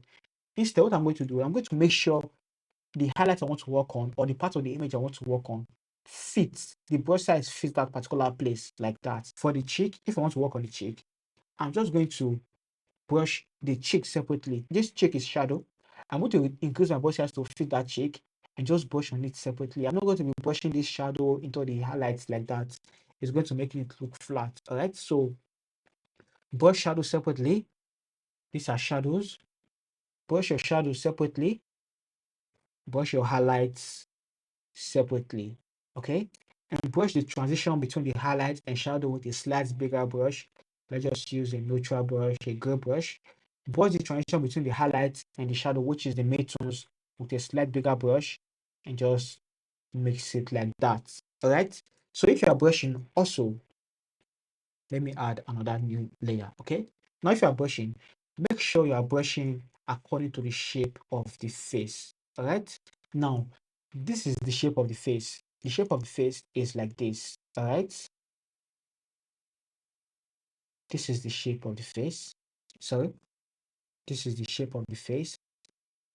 You can see, how I'm drawing it. That is the shape of the face. Okay, I hope you get the idea. So if you are brushing, let me switch to a black brush. So if you are brushing, just brush according to the shape of the face. All right, so you don't have to brush on a straight line. Please don't do that. Instead, brush according to the shape of the face. All right, and also don't brush like this. Makes a brush too. Also, don't just brush like this, up, down, or up, down like this. Instead, once you brush, remove your hand, brush, remove your hand, brush, remove your hand from the click, like that. I usually brush in circle, but if you brush on a straight line, it's good. But for me, I prefer to brush in circle. So I just prefer to brush in circle, but according to the shape. So you get the point. If I want to work on this nose, I want to brush to this direction like this instead of just brushing like this with just one stroke. All right. So I'm going to break it down, break it down, break it down, break it down, break it down. I hope you understand. So that's how I'm going to be brushing.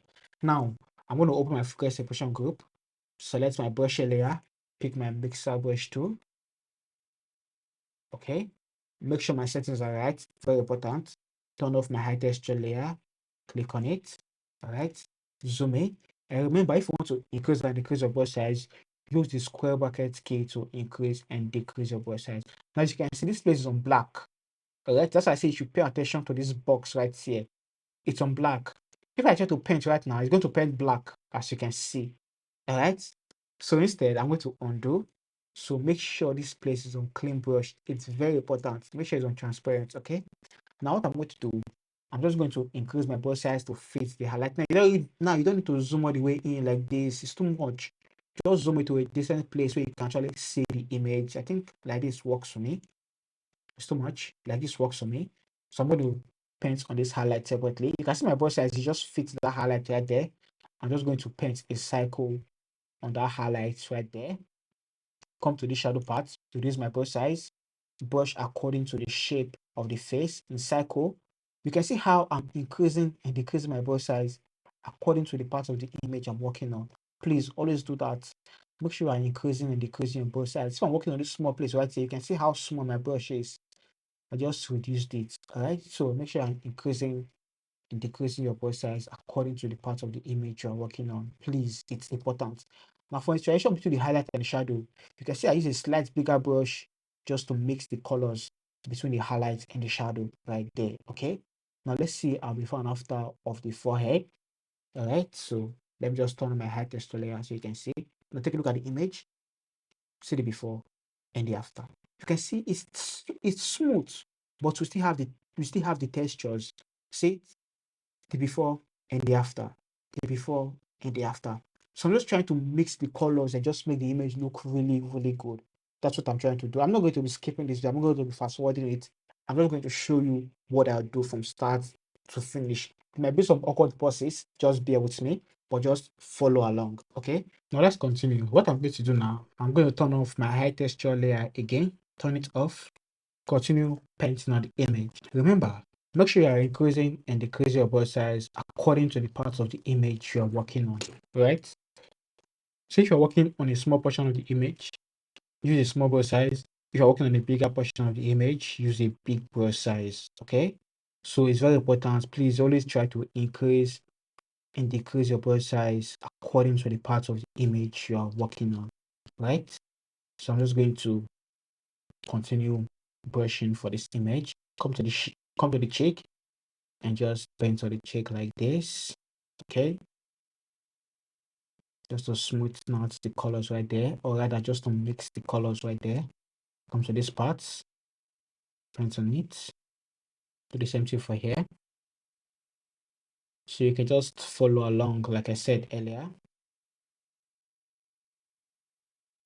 And if you want to move the way I moved just now, just hold the space key. It's going to bring this hand icon and click and drag it to wherever you want to drag it to. So I'm just going to paint on this image. I'm not going to be fast forwarding this video, all right? So just be patient with me, please. I just want you to see how it is with time. So I'm going to continue brushing right now.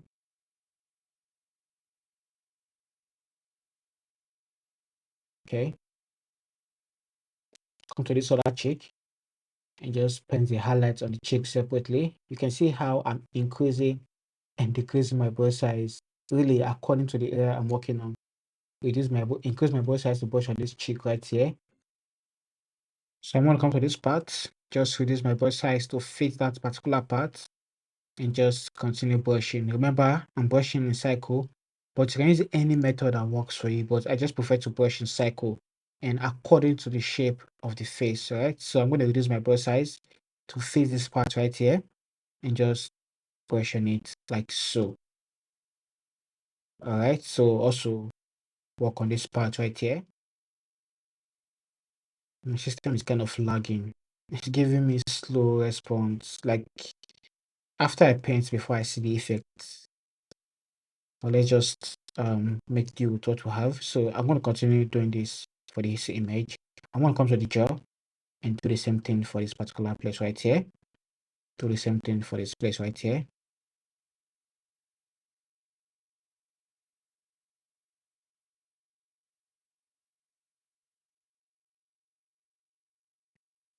Okay. I think like this actually works for me. I'm not going to lie. I think this image is looking good already. I think we have a decent image. Okay, so let me just fix this particular place even more. This place right here, I don't know if you can see it. This place is kind of dark, so I'm going to fix it even more just to make everything look uniform and look really good. So the point is to mix colors and just make it look good. The point is not to change the face. The point is to enhance the image. Now let me quickly show it before and after so you can see what we've done so far. Okay. Wow. Take a look at this image. See the before and the after. The before and the after. You can see how much textures we still have on the image, but it's looking so much better. Wow. So see the before and the after. But if you're not a fan of this kind of look, like I said, you can use a low blur radius. So I'm going to do this for the hand and the body as well. I'm going to hide my hair texture layer. Once I hide it, I'll come to the neck. But before I work on the neck, let me just create a new empty layer and rename this one body. So you can see you can work with two empty layer. So I'm going to rename this one body, turn off my high frequency texture. All right. Now the one we are turning off is this one, the high frequency texture, not the high frequency texture copy. We are turning off the high frequency texture. All right. So I'm just going to do the same thing I did for the face, brush the shadow separately and the highlight separately like that. Okay.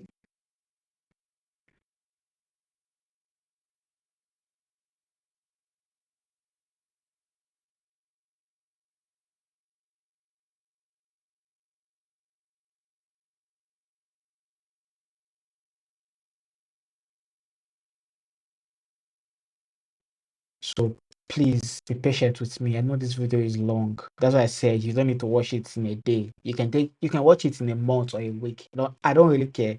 But I just want to show you how everything actually works from start to finish. Okay. So I'm just going to come to the hand and just do a little bit on the hand. I think I'm going to add another empty layer just to brush the hand. I'm going to name this one hand because I can choose to reduce the opacity of the hand later because I really don't want to retouch the hand. I think the hand actually looks okay. I just want to touch it a little bit, just a tiny bit. So I think I might reduce the opacity of the hand. So let me just brush on it a little bit. Let me see.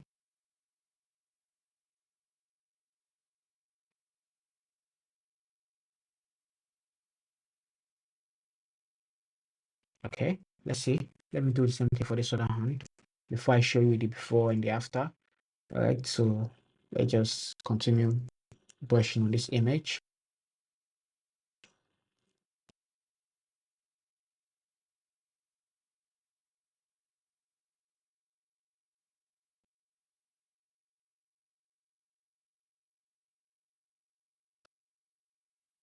Okay, so let's see the before and the after.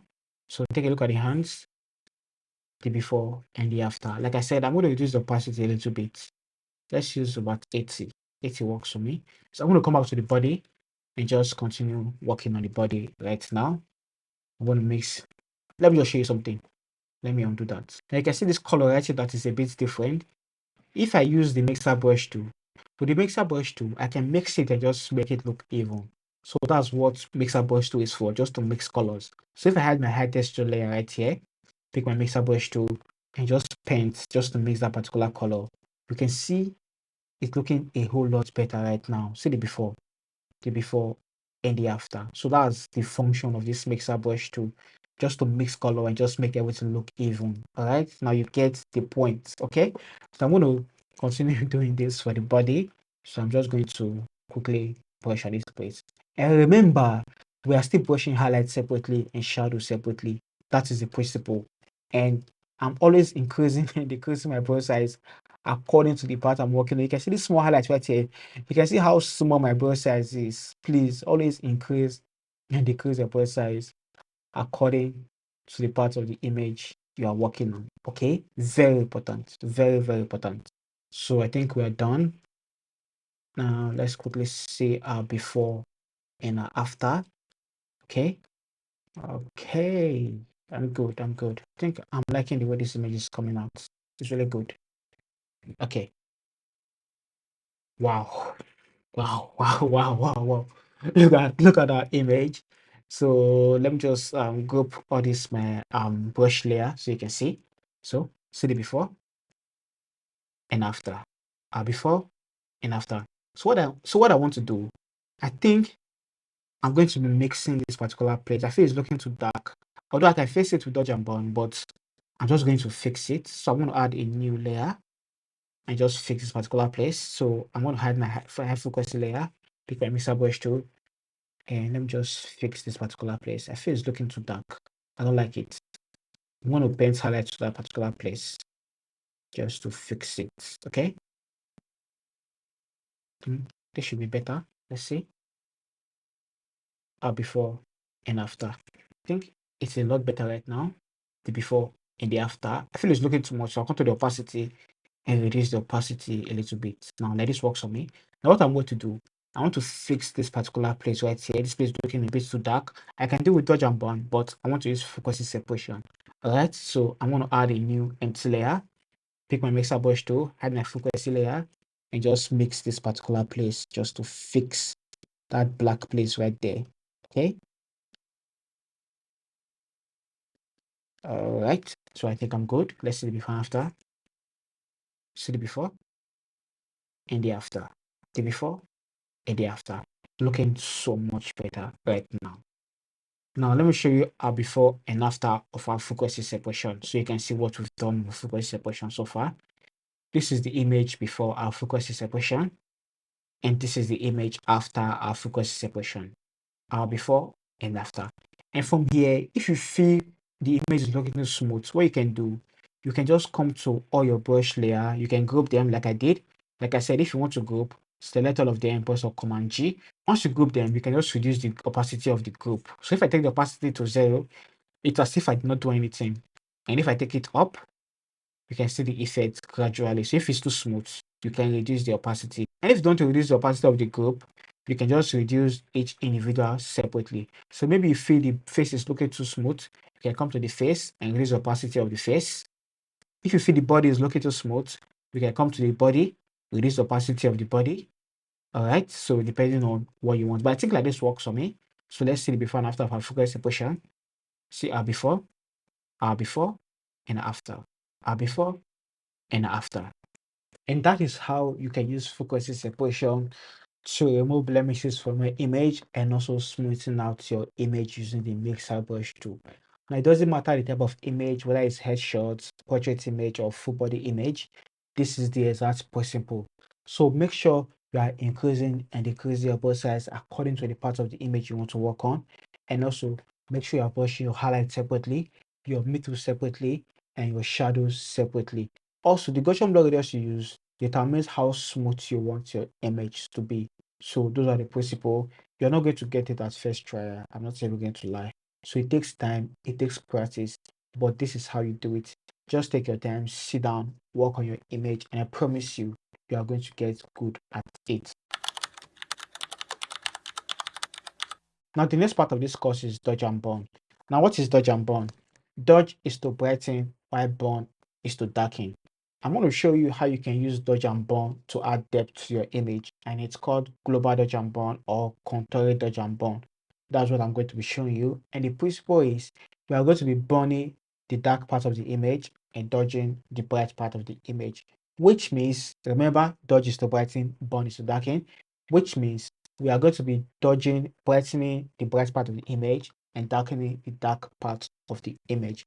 Let me show you how to do that right now. So if I want to do my dodge above for this image, the first thing I'm going to do, I'm going to create the dodge curves and the burn curves. So to do that, I'm going to come to my adjustments. Remember, if you can't find your adjustment right here, you can click on the adjustment below, or you can come to your windows and click on adjustments right here. So select on curves. Once you select curves, it's going to open your properties. And if you can't find your properties as well, come to Windows and click on Properties right here. And you're going to see your properties. But if you have something like this, don't panic. All you have to do is select the curves and not the layer mask, right? So select the curves. Remember we said earlier in the beginning how layer mask works. This is how we are going to use it right now. So for the dodge, since dodge is to brighten, I'm going to come to this midtones and just move it up like this. All right. Once I move it up, I'm just going to invert it to hide that effect. So to invert, select your layer mask and press your Command I to invert. Immediately we invert it, we've hide that effect. And we want to reveal that effect on only the highlight. We don't want to reveal that effect on all parts of the image, only the highlight. That is the first step. So you can rename this layer Dodge, like Dogecoin, right? Now let's create the bond. So I'm going to come to my adjustment again, click on my curves adjustment, and instead of taking it up, this time I'm going to take it down because we want to bond. So this one is for bond. I think I'm going to take it down this direction like this. Actually works, all right? So I'm just going to invert it by pressing on Command I or Control I to invert. I rename this one bond. So I'm going to open my dodge layer again and just move it to this direction. Let me just invert it so I can see what I'm doing.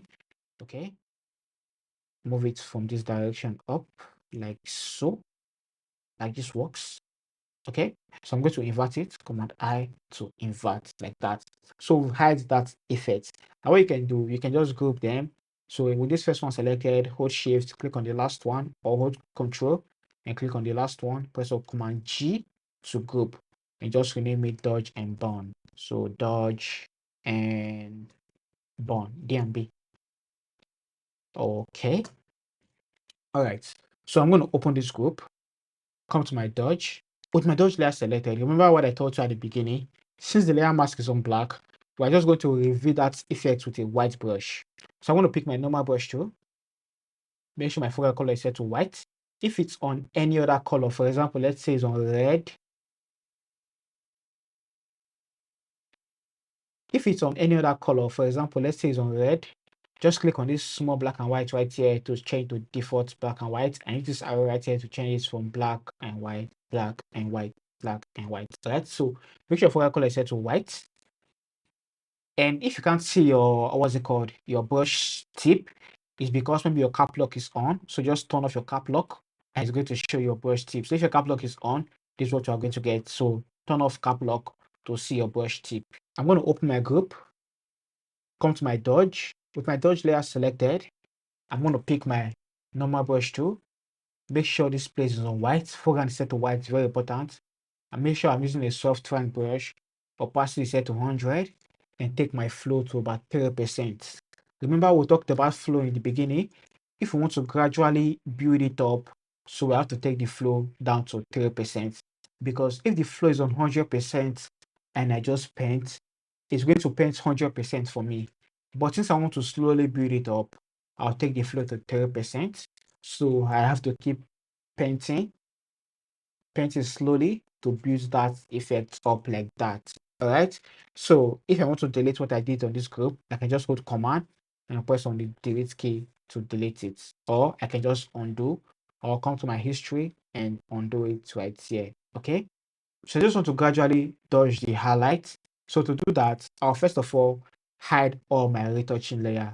So I'm going to come to my focus separation, click on this eye icon, to hide it. Now, the reason why I do this is so that I can see where the original highlight is and where the original shadow is. All right. So once I hide my retouching layer, I'm going to come to my dodge and just gradually dodge this part like so. Then this works. Come to this part of the nose, dodge it, dodge this part. So let me just quickly show you what where I'm going to be dodging and burning. Okay. So for context, I'm going to be dodging this part of the image. So basically, anywhere there's highlights on the image, that's where I'm going to be dodging. Anywhere I draw white, I'm going to be dodging those particular place. This part of the lips, the jaw, this part right here, this part here, here, like that. Okay, what other parts? I think basically that is it. So for the burn, I'm going to be burning this part. Let me switch to black brush. I'm going to be burning this part. I need to switch to a black brush. Black.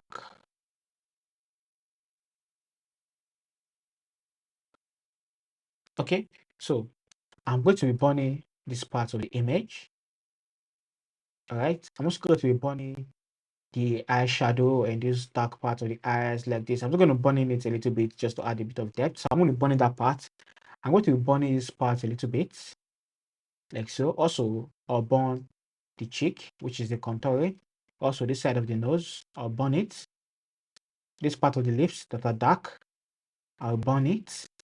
Under the neck, I'll burn it. This part right here, I'll burn it. What else? Maybe this part right here, I'll burn it. So basically, those parts that are white are the part I'm going to be dodging, while those parts that are black are the parts I'm going to be burning. And I'm going to do another dodge and burn just to burn this part of the hair. So I'm going to burn this dark part of the hair, and I'm going to be dodging this bright part of the hair just to add kind of depth to the hair as well. Okay. Now let me just delete this group and come back to my dodge and burn. Let's continue. So I'm going to come to my dodge, take my normal brush tool, take the flow to 30% as usual. So come to the cheek, dodge this part of the cheek, like so. Okay. Come to the jaw, dodge here. Come to the lips, dodge the lips, dodge this part, dodge this part, dodge this part, dodge this part. Okay. Now this part right here is fun. It's really enjoyable to do. So for the burn, if I want to burn, I'm going to select my burn layer mask and just burn this part a little bit. Okay. It's part of the hair. I want to dodge the hair separately though. So let me just focus on the obvious place. Also, the eyelash and this part of the eyes, those dark parts, just burn it to add a bit of depth. This part of the nose, this part right here, the cheek,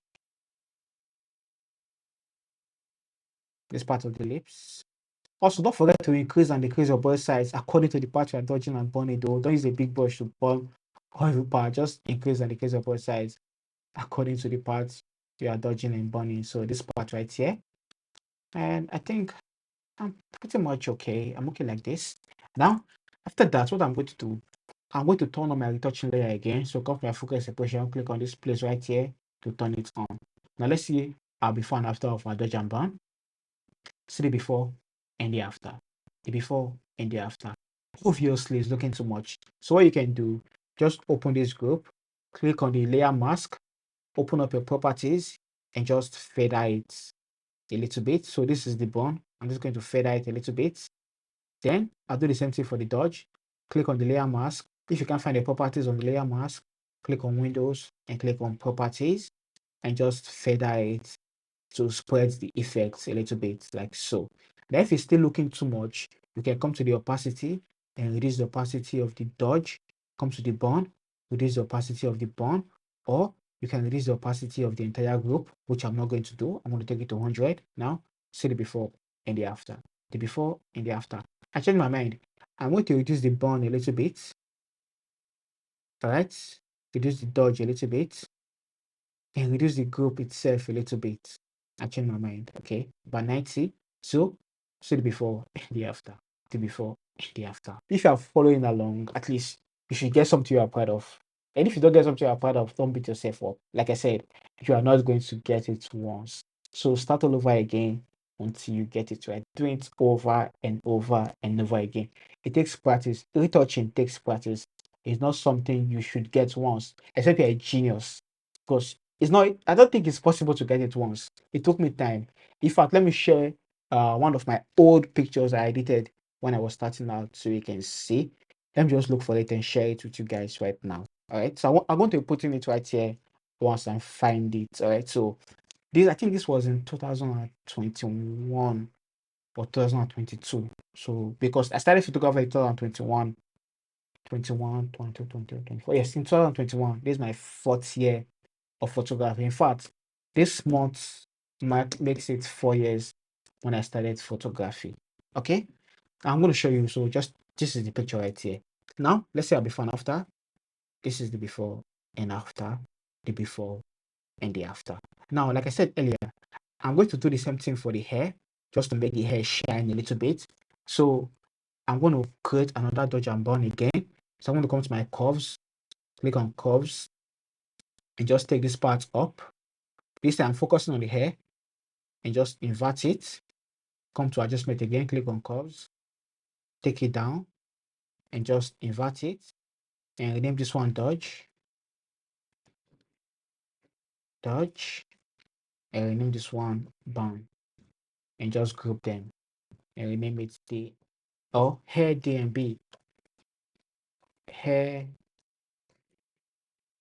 D and B. This works for me. I like it. I'm not really good with spelling, so this one works for me. So to use that, I'm going to open this group, click on my dodge, pick my normal brush tool. I'm just going to dodge the highlights of the hair just to make it bright a little bit, like so. This part right here. Don't forget to put your foreground to white. It's important, okay? Then this part right here. This part right here. Now I come to the bond. I'll bond this part, bond this part, bond this part, bond this part, bond this part right here, bond this part, bond this part, bond this part, bond this part. So let's see before and after. It's as if it makes a whole lot of difference just in the before and after. Take a look at the head. So let me zoom in a little bit so you can see. Okay, just look at that minor thing we did. So, see the before and the after, the before and the after. It makes a whole lot of difference. So those are minor adjustments you make is what is going to make the overall image look good. And this dodgeable we are creating, you can actually create an action for it. So instead of doing everything from scratch, I think my eyes are paining me. Let me wear my glass. All right. So instead of doing everything from scratch, right? You can actually create an action for it. So I'm going to show you how to create an action later in this video. But for now, let's focus on retouching because that is the segment we are on this course. Later much, I'm going to show you how to create actions. Okay. Now, the next thing I'm going to do for this image, I'm just going to whiten the eyes. So to do that, I'm going to come to my adjustment layer, click on my vibrance adjustment layer. Once I select my vibrance adjustment layer, come to my windows and open up the properties right here. Properties, where are you? Okay, properties right here, and take down the vibrance, take down the saturation a little bit. All right, from here, I want to come to my adjustment again, click on my photo filter, and just add cooling 80. Now, the reason why I'm adding cooling 80 is because I cannot just be pure white, so there should be a tint of yellow, red, or blue. So I prefer blue, so I'm going to take the density down a little bit to about 9 or 8. 8 works for me, right? The next thing I'm going to do, I'm going to come to my adjustment again and click on curves adjustment just to add a little brightness and just take it up like so. All right. For what I'm going to do, I'm going to group all these adjustments. So with this first curves layer selected, hold shift, click on vibrance, and press on command G to group. Once you group it, we're going to add a layer mask to this group. Once I add the layer mask, so this is layer mask right here, I'm going to add the layer mask. Once I add the layer mask, I'm going to invert this layer mask to hide everything we have on the group. Now, if I press Command I to invert, it's just going to hide everything we have on the group. Now I can rename this group Eyes and Teeth Whitening. Now, I'm going to select my layer mask. Once I select my layer mask, I'm going to select my normal brush tool. This time, take my flow to 100%. Remember, when we do that dodge and boy, it's a 3, so I take it to 100%. Zoom in and just reveal every effect we have on only the eyes, right? Because we've inverted it, we hide it. So to reveal, make sure your focal color is set to white. White reveals and black hide. White reveals and black hides. White reveals and black hides. You should know that. So if you're working with layer mask, if you want to reveal something, white mask reveals. If you want to hide, black mask hide. Right? So since the mask is on black and I want to reveal, I'll make sure my foreground color is set to white. With my normal brush tool selected, I'm just going to brush like this to reveal that effect, just to whiten the eyes like so. Okay. I think I'm having fun at this point. This is fun to me. I think I should start going live because actually this is fun. So I think I'm actually enjoying myself making this video, and I wish you are here with me in person, honestly. All right, so see the before and after. See the before and the after. The before and the after. If you feel it's too much, which I think is too much, I'm just going to reduce the opacity. And by the way, if maybe you are working or you are brushing on the eyes and you make a mistake, so if you make a mistake like this, what are you going to do? Since you already know black is to hide and white is to reveal.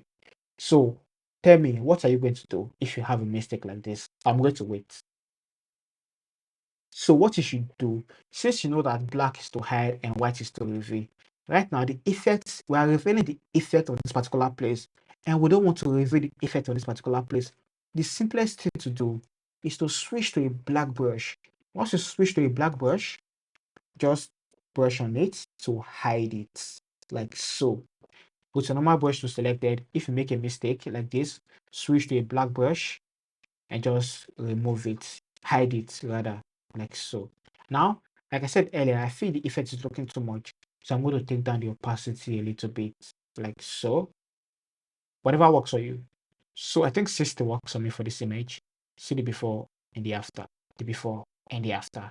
The next we're going to do, we're just going to work on the catch lights on the eyes just to boost it and make it shine even more. All right. Now to boost it, I'm going to come to my adjustment again, click on my curves adjustment and just brighten it. Once I brighten it, what are you observing right now? It's affecting the whole image.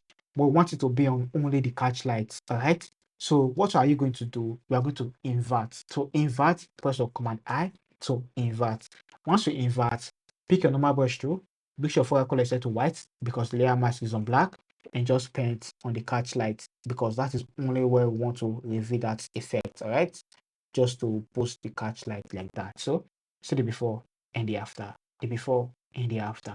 So much better. The before and the after. You can see those little adjustments we are making. It's what is going to come together and make this particular image look good. Now, the next thing I'm going to do, I'm just going to boost the lipstick and also boost those colors on the eye just to make it a little bit more shiner and more colorful. Now, to do that, I'm going to come to my adjustment layer again. We work with adjustment layer a lot and click on Vibrance adjustment layer. Now, anybody remember what I told you about the 20 vibrance and saturation in the beginning of this course? I said vibrance and saturation are very similar, but saturation is more intense than vibrance. So if you want to add, maybe you just want to add a bit of boost to colors instead of using saturation, especially if you are working with skin tone, I'll advise you use vibrance. So for this, I'm just going to come to my properties of my vibrance, Windows, properties, and just increase the vibrance instead of the saturation. So if I take the vibrance all the way up to 100, you can see the effect. Now, let's take saturation to 100 so you can see. This is saturation. It's too much, way too much, right? So what I'm going to do, I'm going to just take the vibrance up, like so. Now, as it is like this, it's affecting the whole image. But I want it to affect only the lips and those eyeshadows. What are we going to do? You already know. Let's say it together. invert. To invert, click on your layer mask, press on command. I think I'm having too much fun right now. Sorry, just bear with me. I'm having too much fun. This is fun. So I'm going to press on command I to invert again. Once I press on command I to invert, I'll pick my brush tool. Once I pick my brush tool, I'm just going to paint on this part right here. Okay, so I'm going to paint on this part right here.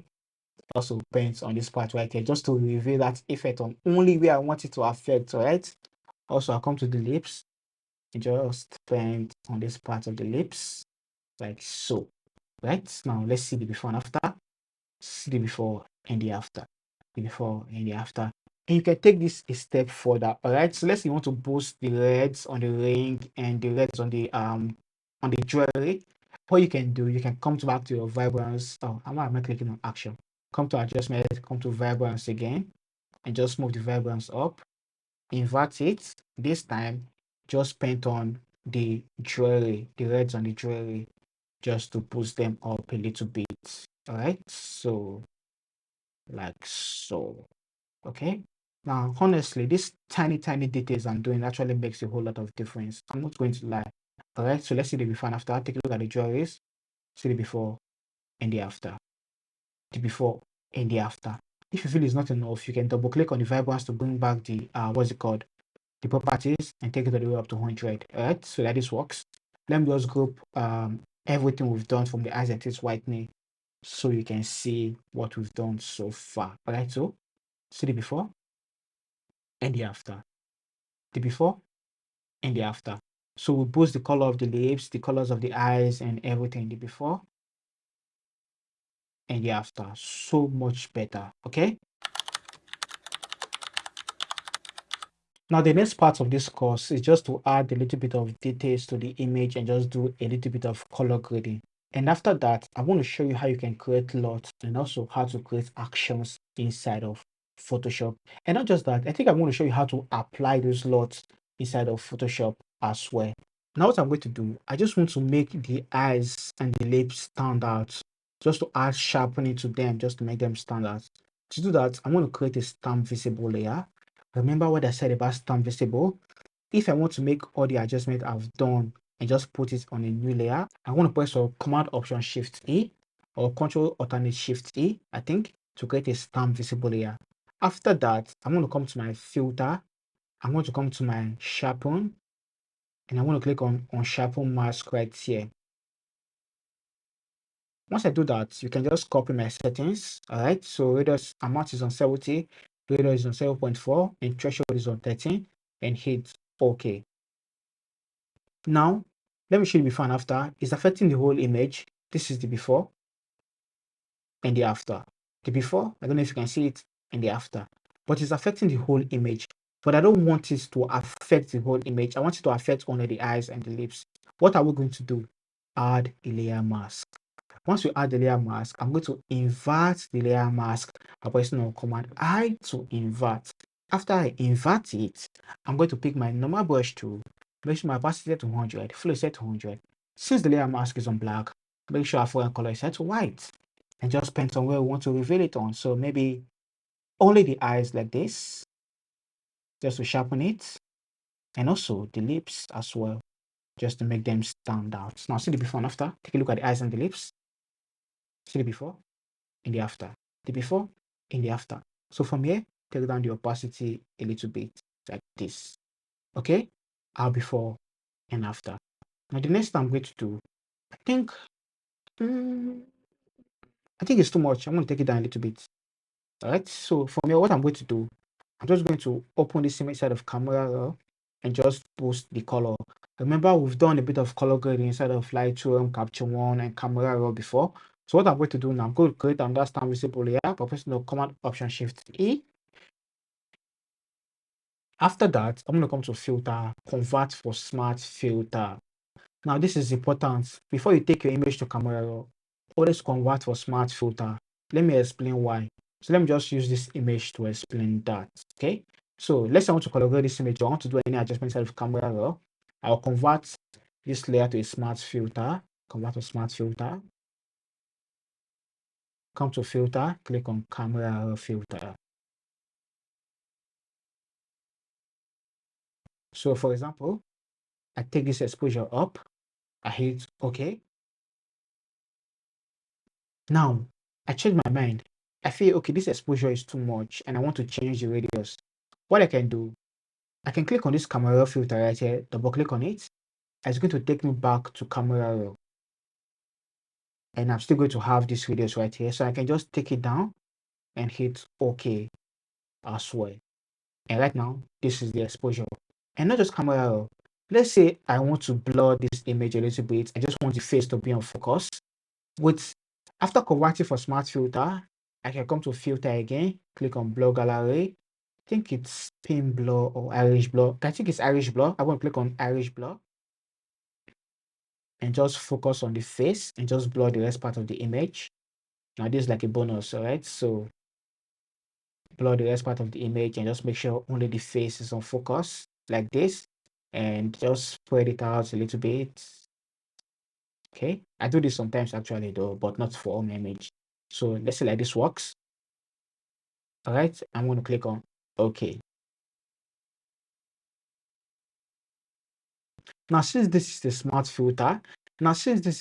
filter, if I decide, okay, I don't want this blur anymore, or I just want to reduce the radius, I feel it's looking too blurry, what I can do, I can just double click on this blur gallery right here, and it's going to take me back to that blur gallery. So let's just wait for it to load.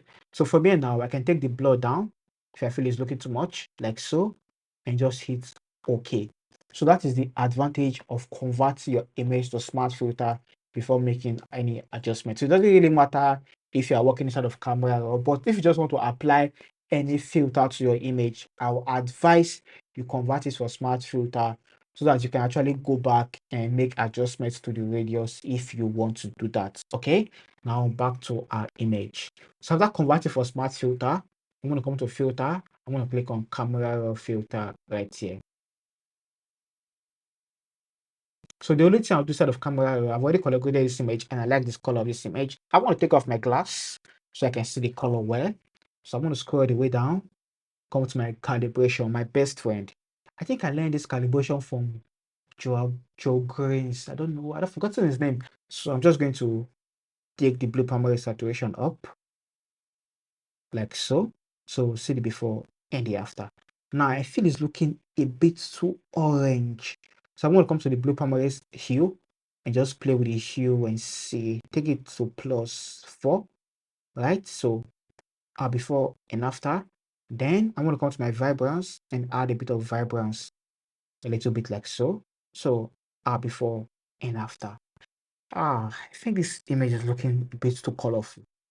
I don't know, personal preference. It's looking good, but um, it's looking a bit too colorful. But I know how to fix that. I'm gonna fix that later by adding a bit of contrast. All right. So from here, see our before and after, and I'm going to hit on OK. Now, if I feel like change my mind and I want to make more adjustments, I can just double click on my camera raw filter, and it's going to take me back to camera raw, and I can come back to my radius and make any adjustments I want to make, and I'm good. Okay. Convert for smart filter, it's important. Now, the next thing I'm going to do, I'm just going to add a bit of contrast to this image using gradient map. Okay. Now, if I click on my adjustment layer and I click on gradient map right here, I want to click on this gradient right here, click on the basic, change this to default black and white, and hit OK. From here, come to the blend mode, change this from normal to multiply. Once you change to multiply, from here, just come to the opacity and just take it down until you feel it's okay for you. Now, there is no perfect number. Just play with it and see what works for you. So I think 15 works for me for this image. See the before and the after. The before and the after. All right. Now, the next thing I'm going to do for this image, please, right now, pay close attention. This is like a bonus when you are retouching. So maybe, for example, you want texture to be on your image, on some particular part of the image, but you don't want it to be on other parts of the image. For example, for this particular image, I want the textures on this part right here to be more visible. Let me just circle it so you can see. I want the textures on this part right here to be more visible and the forehead to be more visible. But I don't want the texture on the other parts of the image to be more visible. So this is what you can do. I'm going to create a stand visible layer by pressing on Command Option Shift A. Once I create it, remember I said this is better than most masterclass out there. I'm not even kidding. All right. Most masterclass are not going to teach you the way I teach you on this particular course right here, honestly. So after creating a stand visible layer, I want to convert to a smart filter again.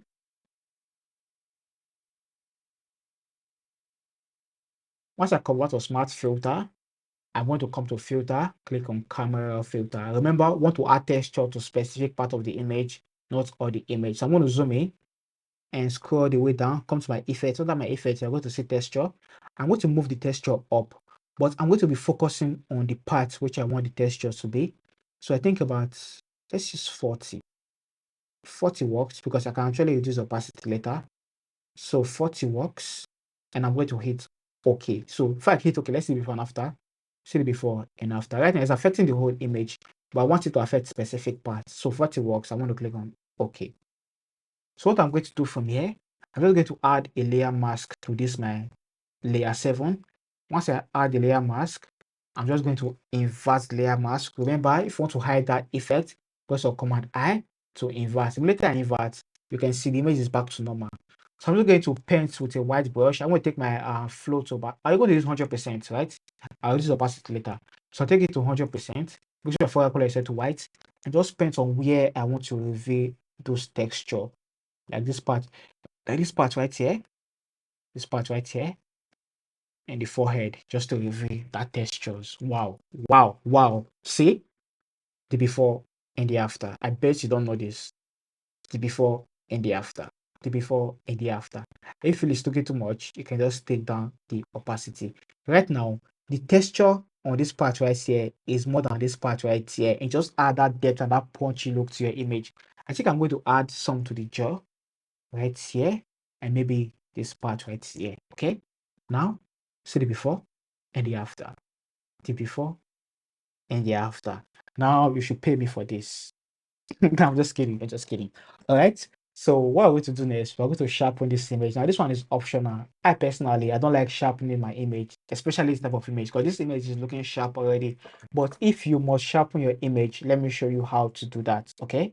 So to sharpen your image, I want to create a stand visible layer. For pressing on Command Option Shift A or Control Shift Alternate A. Now I feel these my layers are looking too much, so I'm going to group them. So with this layer 7 selected, I'm just going to group everything. Right, so like this works. Now once I create a stand visible layer, I'm going to come to my filter. I'm going to come to Order, and I'm going to click on High Pass. So I'm going to use a radius of about 4 or 5. Let's use 5 and hit OK. From here, I want to change blend from normal to vivid light. Once I change to vivid light, I'm going to add a layer mask. Correct. So this is how I add sharpen to my image. You can see this image is looking too sharp right now. Obviously, see the before and the after. What you are going to do from here, if you like this, fine, because I've seen a lot of images like this online, just too sharp, but I don't like it. So what you are going to do from here, just come to the opacity and take down the opacity to 0 and gradually take it up until you feel it's okay. So if I think about 20 works for me actually. So see the before and the after. But I'm not going to be adding sharp into this image. Like I said earlier, I'm going to delete it because this image looks sharp already. Now, let's see where we started from and where we are right now for this image. This is where we started from, and this is where we are. This is where we started from, and this is where we are right now. Now, before I show you how to create actions, how to create LUTs, and also how to apply LUTs and how to install actions inside of Photoshop, let me show you how to export your image inside of Photoshop. All right. Now, to export your image, after you've done everything, just come to File, click on Export. If you want to export for Instagram, click on Save for Web Legacy. And it's going to open like this for you.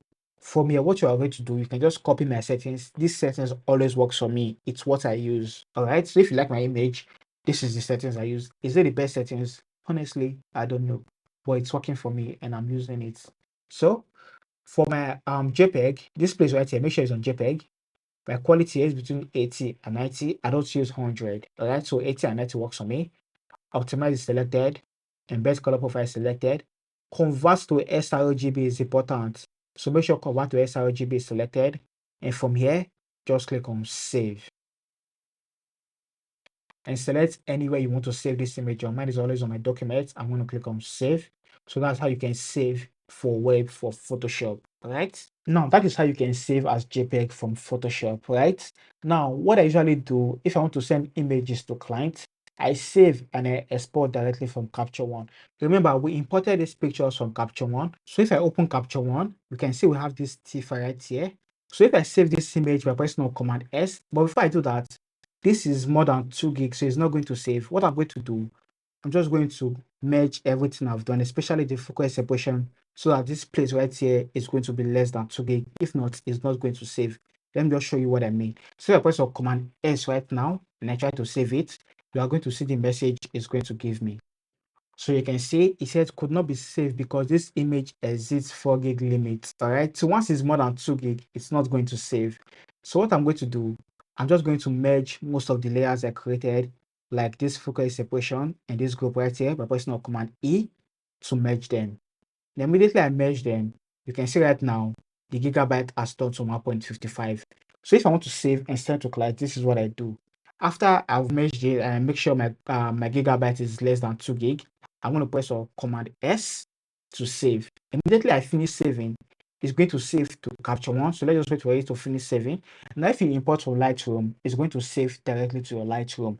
But since I imported from Capture One, that is why it's saving in Capture One. All right. So let's just wait for it to finish saving. It has finished saving. If I come to my Capture One right now, you can see this is the TIFF file. This is everything we've done inside of Photoshop. So it's now saved inside my Capture One, as you can see. All right. Now, if you want to export for clients, especially if they want to print it or whatever they want to use it for, or for Instagram as well, what I do, I come to my export instead of Capture One. Actually, I'll make sure this JPEG is selected, this full size highest quality. I'll make sure it's selected. If you want to upload to Instagram, you can select this Instagram optimize, but maybe it's clients. I don't know what they want to do with the pictures. So I'm going to give them the highest resolution possible. So I'll make sure my JPEG is selected and full size highest quality and just take this quality to 100 or 90. So this one I can use 100 or 90, especially if they want to print it. If they want to print it, I can use 100% and just click on export. So immediately I click on export, it's just going to export to my capture folder. Now remember when we created our capture session, we have our capture folder, our trash, our select, and our output. Now this image I exported is going to be on my output folder. So if I come to my finder and look for that section, which is this Retouching class 2 right here, click on my output. You can see we have the JPEG right here on our output folder. All right, so that is how Capture One works. Now from here, I can send the pictures to my phone or send it to our Google Drive or transfer to the client. So that is how I export. Now, if you use Lightroom, your image is going to be saved to Lightroom, and from Lightroom, you can export it to the client. But I don't use Lightroom. I don't know the best export for Lightroom. What I use is Capture One. All right. Now that is all for retouching. This is how you can retouch your image from start to finish. Now, the next session of this course is how you can create actions. Remember when we were doing our focus separation, instead of doing everything from scratch over and over again, it's going to take you time, right? So what I will advise, instead of doing it all over from scratch, just create an action for it. And if you don't know how to create an action, let me show you how to create an action right now, okay? Now, for example, let's come to this image right here. So to create an action, for example, if I want to create that isentate whitening action, I already have the action. I can come to my action and just play this isentate whitening right here. And just going to play the action for me. So all I have to do is just paint on the white part of the eyes and it's just going to do everything for me, as you can see, right? Now, this is how you can create actions. The first two we are going to do, we are going to come to Windows and click on Actions. From here, click on this hamburger icon and click on Button Mode. After that, you're going to get something like this. If yours is like this, it doesn't matter. If yours is like this, it doesn't matter. You can just customize it the way you want. If yours is like this, it doesn't matter. Just drag it down like this. Now to create action, the first thing I want to do is to create a group. And to create a group is like sets, it's like a folder. So just click on this folder icon right here. Click on it. I'm going to ask you to name your set. Now you can name this set your name. So I'm going to name this set Teelens 1 and click OK. Now with this my Teelens 1 selected, if I created an action, it's going to be under the set. So once I select this set, to start creating the action, I'm going to click on this plus icon right here. Once I click on it, it's going to ask me to name my action. So I'm going to name this action eyes and teeth. And you still have the option to select the set you want right here. So I'm going to select this Teelens 1, which is set I create. And you can add a function key, but I don't usually add function key. I'm going to leave it at none. And you can also assign any color you want for your action. I'm going to assign green and just click on record. Now, once I start recording, anything I do right now inside of Photoshop is going to be saved as an action. So you can just collapse it, but let me just leave it on so you can see the way I'm doing it. Now, to create the eyes that working action, remember what we did earlier? Come to your adjustments, click on your vibrance adjustments, and just take down. Let me take this action to this part so you can be seeing what I'm doing. All right. So once I click on this vibrance, I'm just going to come to the properties and just take it down, take the vibrance down as you can see. Take the saturation down a little bit. Okay. From here, I'm going to come to my adjustment again, click on my photo filter. Once I click on my photo filter, you can see anything I'm doing right now is recorded as an action right here. Okay. So I come to my filter, click on this one, me filter, change it to colon 80, and just take down the density a little bit to about 8 or 9. From here, I'm going to click on adjustment again and click on curves adjustments. I used to go to open my curves adjustment here. So I'm going to come to my presets, or rather, I'm going to move this part up like this to add brightness. What I'm going to do, I'm going to group everything. So I'll just hold shift. With this first one selected, hold shift, click on the last one, press Command G to group. Once I group, I'm going to add a layer mask. And once I add the layer mask, I'm going to rename it eyes and teeth. And I'm going to invert this mask by pressing on Command I to invert. And I'm going to select my normal brush tool, take my opacity to 100, flow 100, like that. Now, once I'm done, what I'm going to do, I'm just going to come back to this, my action. So let me move it to this part again. Okay. So once I'm done creating that action, I'm going to stop recording right now. So let me move this thing up. Okay. So I'm going to stop recording right now. And to stop, I'm going to click on this stop icon right here. Once I click on it, I successfully created that action. Now let me play that action for you. If I just click on this hamburger icon and again click on this button mode, and I scroll the way down, you're going to see it right here, eyes and teeth whitening, or eyes and teeth. This is the one we created, and you can see the color is green. Okay. Now let me just delete this one and play the action. So instead of doing that from scratch, all I have to do, if I want to whiten the eyes and teeth, I'm just going to click on eyes and teeth whitening right here, and just going to play the action for me. All I have to do is zoom in, pick my normal brush tool, and just paint on the eyes and the teeth, just like that. Okay, so you can see our before and after, our before and after. So that's how action works. Now let's create another action. Now let's say you want to sharpen your image and you don't want to go to that high pass and do everything. This is how you can create sharpening action. Okay, so basically you can use this method to create any type of action. So if you do something inside of Photoshop over and over again, I'll advise you create it as an action, and this is how you can create it. Now let's create sharpening action. To create that sharpening action, I'm going to create a stamp visible here by pressing the Command Option Shift A or Ctrl Shift Alternate E. After that, I'm going to come to my filter. So I'm going to delete this layer first. So to create that sharpening action, I'm going to come to my windows again, click on action, and click on this hamburger icon, click on button mode, and just look for this Teelens 1 set. This is the set we already created, and just click on this plus icon right now. No need to create a new set unless you want to create a new set. But since we already created a new set, this Teelens 1, I'm going to click on this plus icon, and it's going to ask me to name my action. I'm going to name this action sharpening or sharpen, and just assign color. Let's use red. and just hit record. Now, anything I do right now is going to be saved as an action. So I'm going to press Command Option Shift E to create a stamp visible layer first.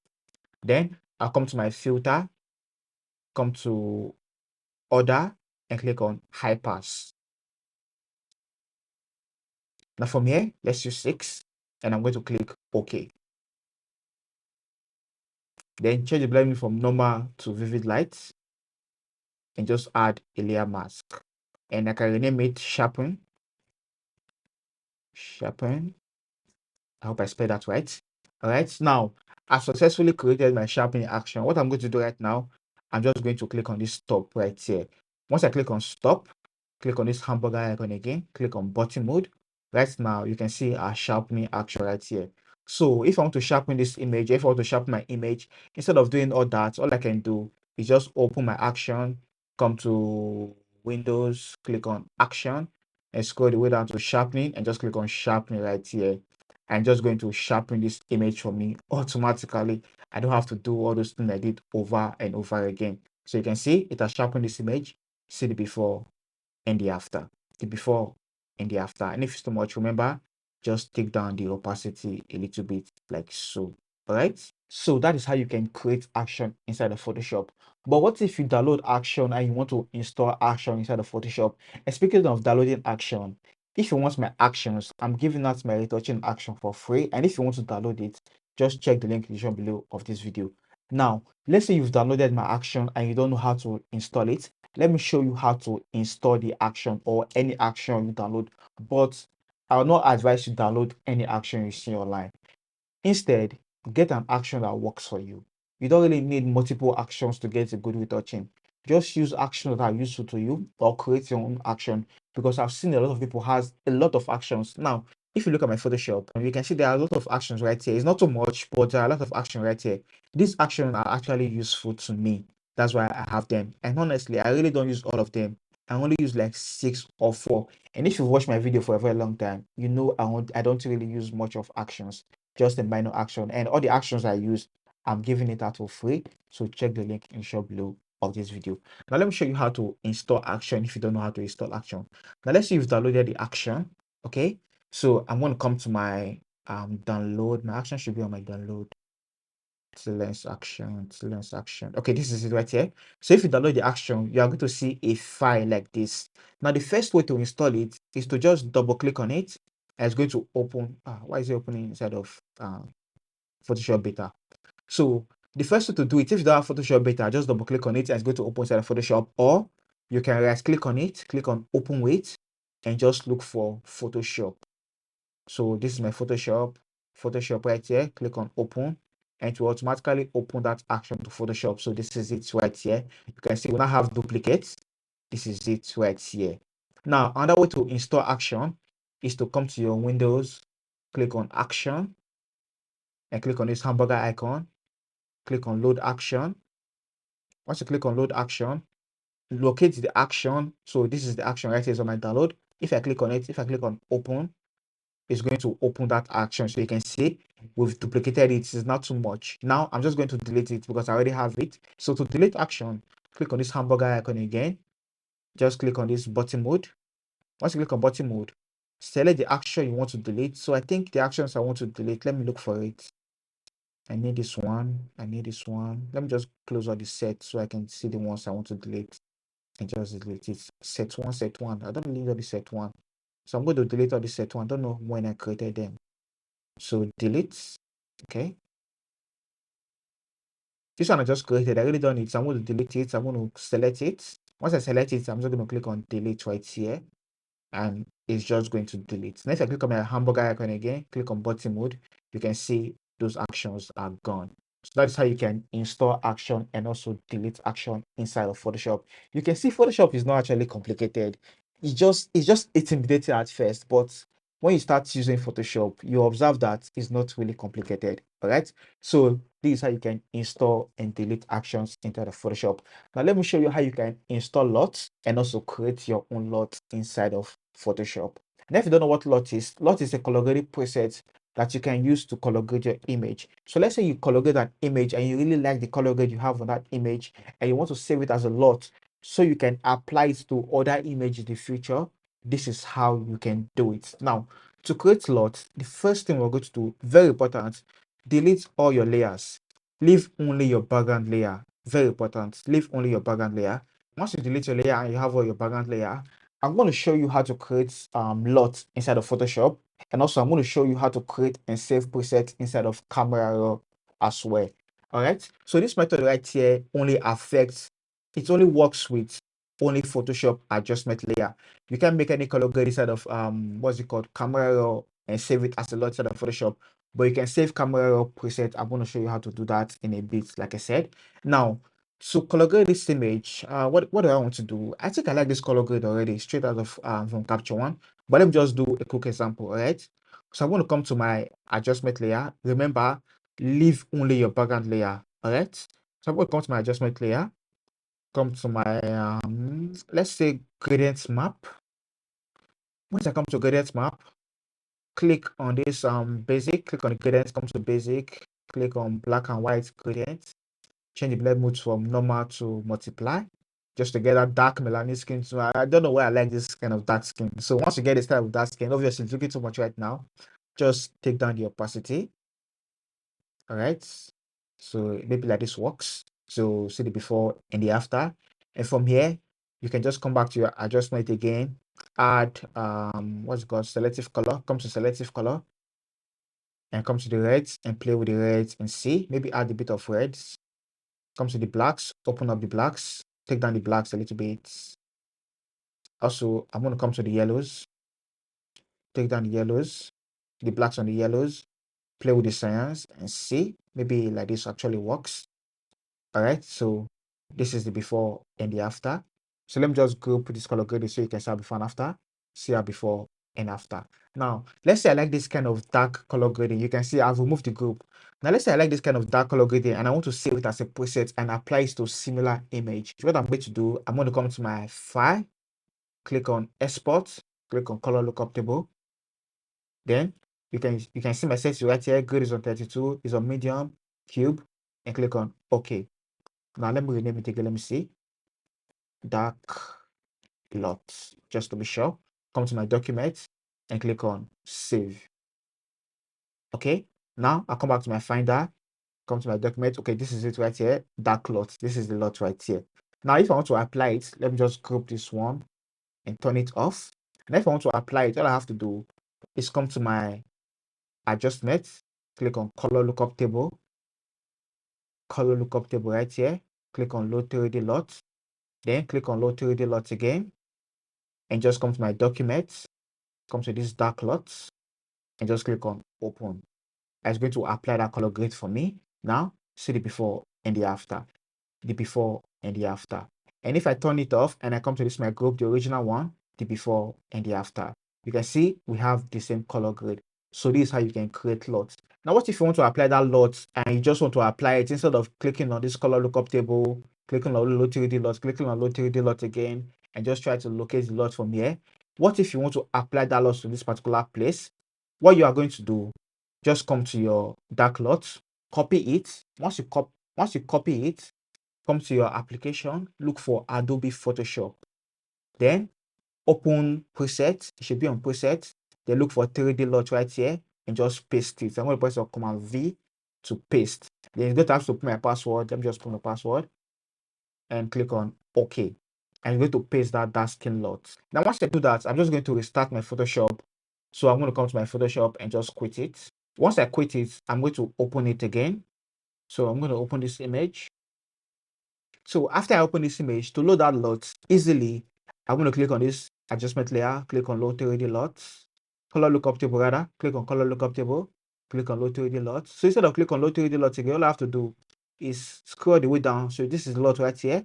I'm going to click on this dark LUT right here and just going to apply that LUT for me easily. So before and after. So that's how you can create your own color lookup table or your own preset, and also that's how you can apply it. Now let me show you how you can create presets inside of Camera Raw. Let's use this image right here. So I'm going to create a stand visible layer after doing my screen retouching and all that. I'm going to create a stand visible layer by pressing on Command Option Shift E. After that, I'm going to come to my filter and click on camera raw filter. Now to create a preset, I'm just going to make an adjustment to this image. Let me remove my glass so I can see the color clearly. Okay. Now to make any adjustments, for example, let me just do a quick adjustment. I'm going to come to my color grading. Just add a bit of blues to the shadow. This is just for context, all right? Add the blues to the shadow. Maybe come to the highlights. Add a bit of, let's see, maybe green to the highlights. Let me see. Let me just change the look. Okay. Add a bit of green to the highlights. It's too much. Take it down a little bit. Just move it towards the yellow side a little bit like this. All right. So let's say I like this color grade. So see the before and the after. The before and the after. And I want to save it as a LUT. What I'm going to do, I want to click on these three dots right here. Click on it. And I want to click on create presets. Once I click on create presets, I'm just going to name it what's it called? Teelens 1. And if there's masking, you can add mask, or if there's less blur, you can add less blur. But since I did not mask it, it's just a basic adjustment. I'm going to click on OK. So I've saved it as a LUT. Now let me just hit OK so you can see. Now see the before and the after. What I'm going to do, I'm going to hide this and create another stamp visible layer. Now I'm going to come back to my filter, click on camera raw filter. To apply that preset I created inside of camera raw filter, all I have to do is click on preset right here and just look for that Teelens 1. So this is it right here. It's under my preset. Let me just do that again. So once you click on presets, you're going to see user preset. So there are some inbuilt presets, but what I'm looking for is this user preset. So click on user preset and scroll the way down, and you are going to see. So these are the most of the clients I'm working with. I create a preset for them that I'm using to color grade their image. So this is it right here. So I'm going to look at that Teelens 1. Teelens 1. This is right here. I'm just going to click on it. I'm just going to apply. And if I come to my adjustments, it's still going to keep the adjustment I make. So if I come to my color grade, it just added those adjustments I made earlier to the image, and I can choose to tweak it if I want to tweak it, add more adjustment, remove my adjustment if I want to do that. And once I'm done, I'm going to click on OK. Now let's see our before and after. This is our before and after, and let's see the first one, our before and after. So that's how you can create presets inside of Camera Raw as well. Now, I hope this course was helpful to you as a beginner who doesn't know how to retouch, or who doesn't know his way around Photoshop, or what to do when it comes to retouching. And also, if you know what to do, but you just want to master Photoshop, I hope this course was helpful to you. And if it is, don't forget to give the video a like, and also share this video to someone you think might learn from this video. Now, if you want to learn how to use AI to retouch your image instead of spending time retouching your image, you just want to quickly do screen retouching, check out the video right here. I'll see you guys in my next one. Stay creative.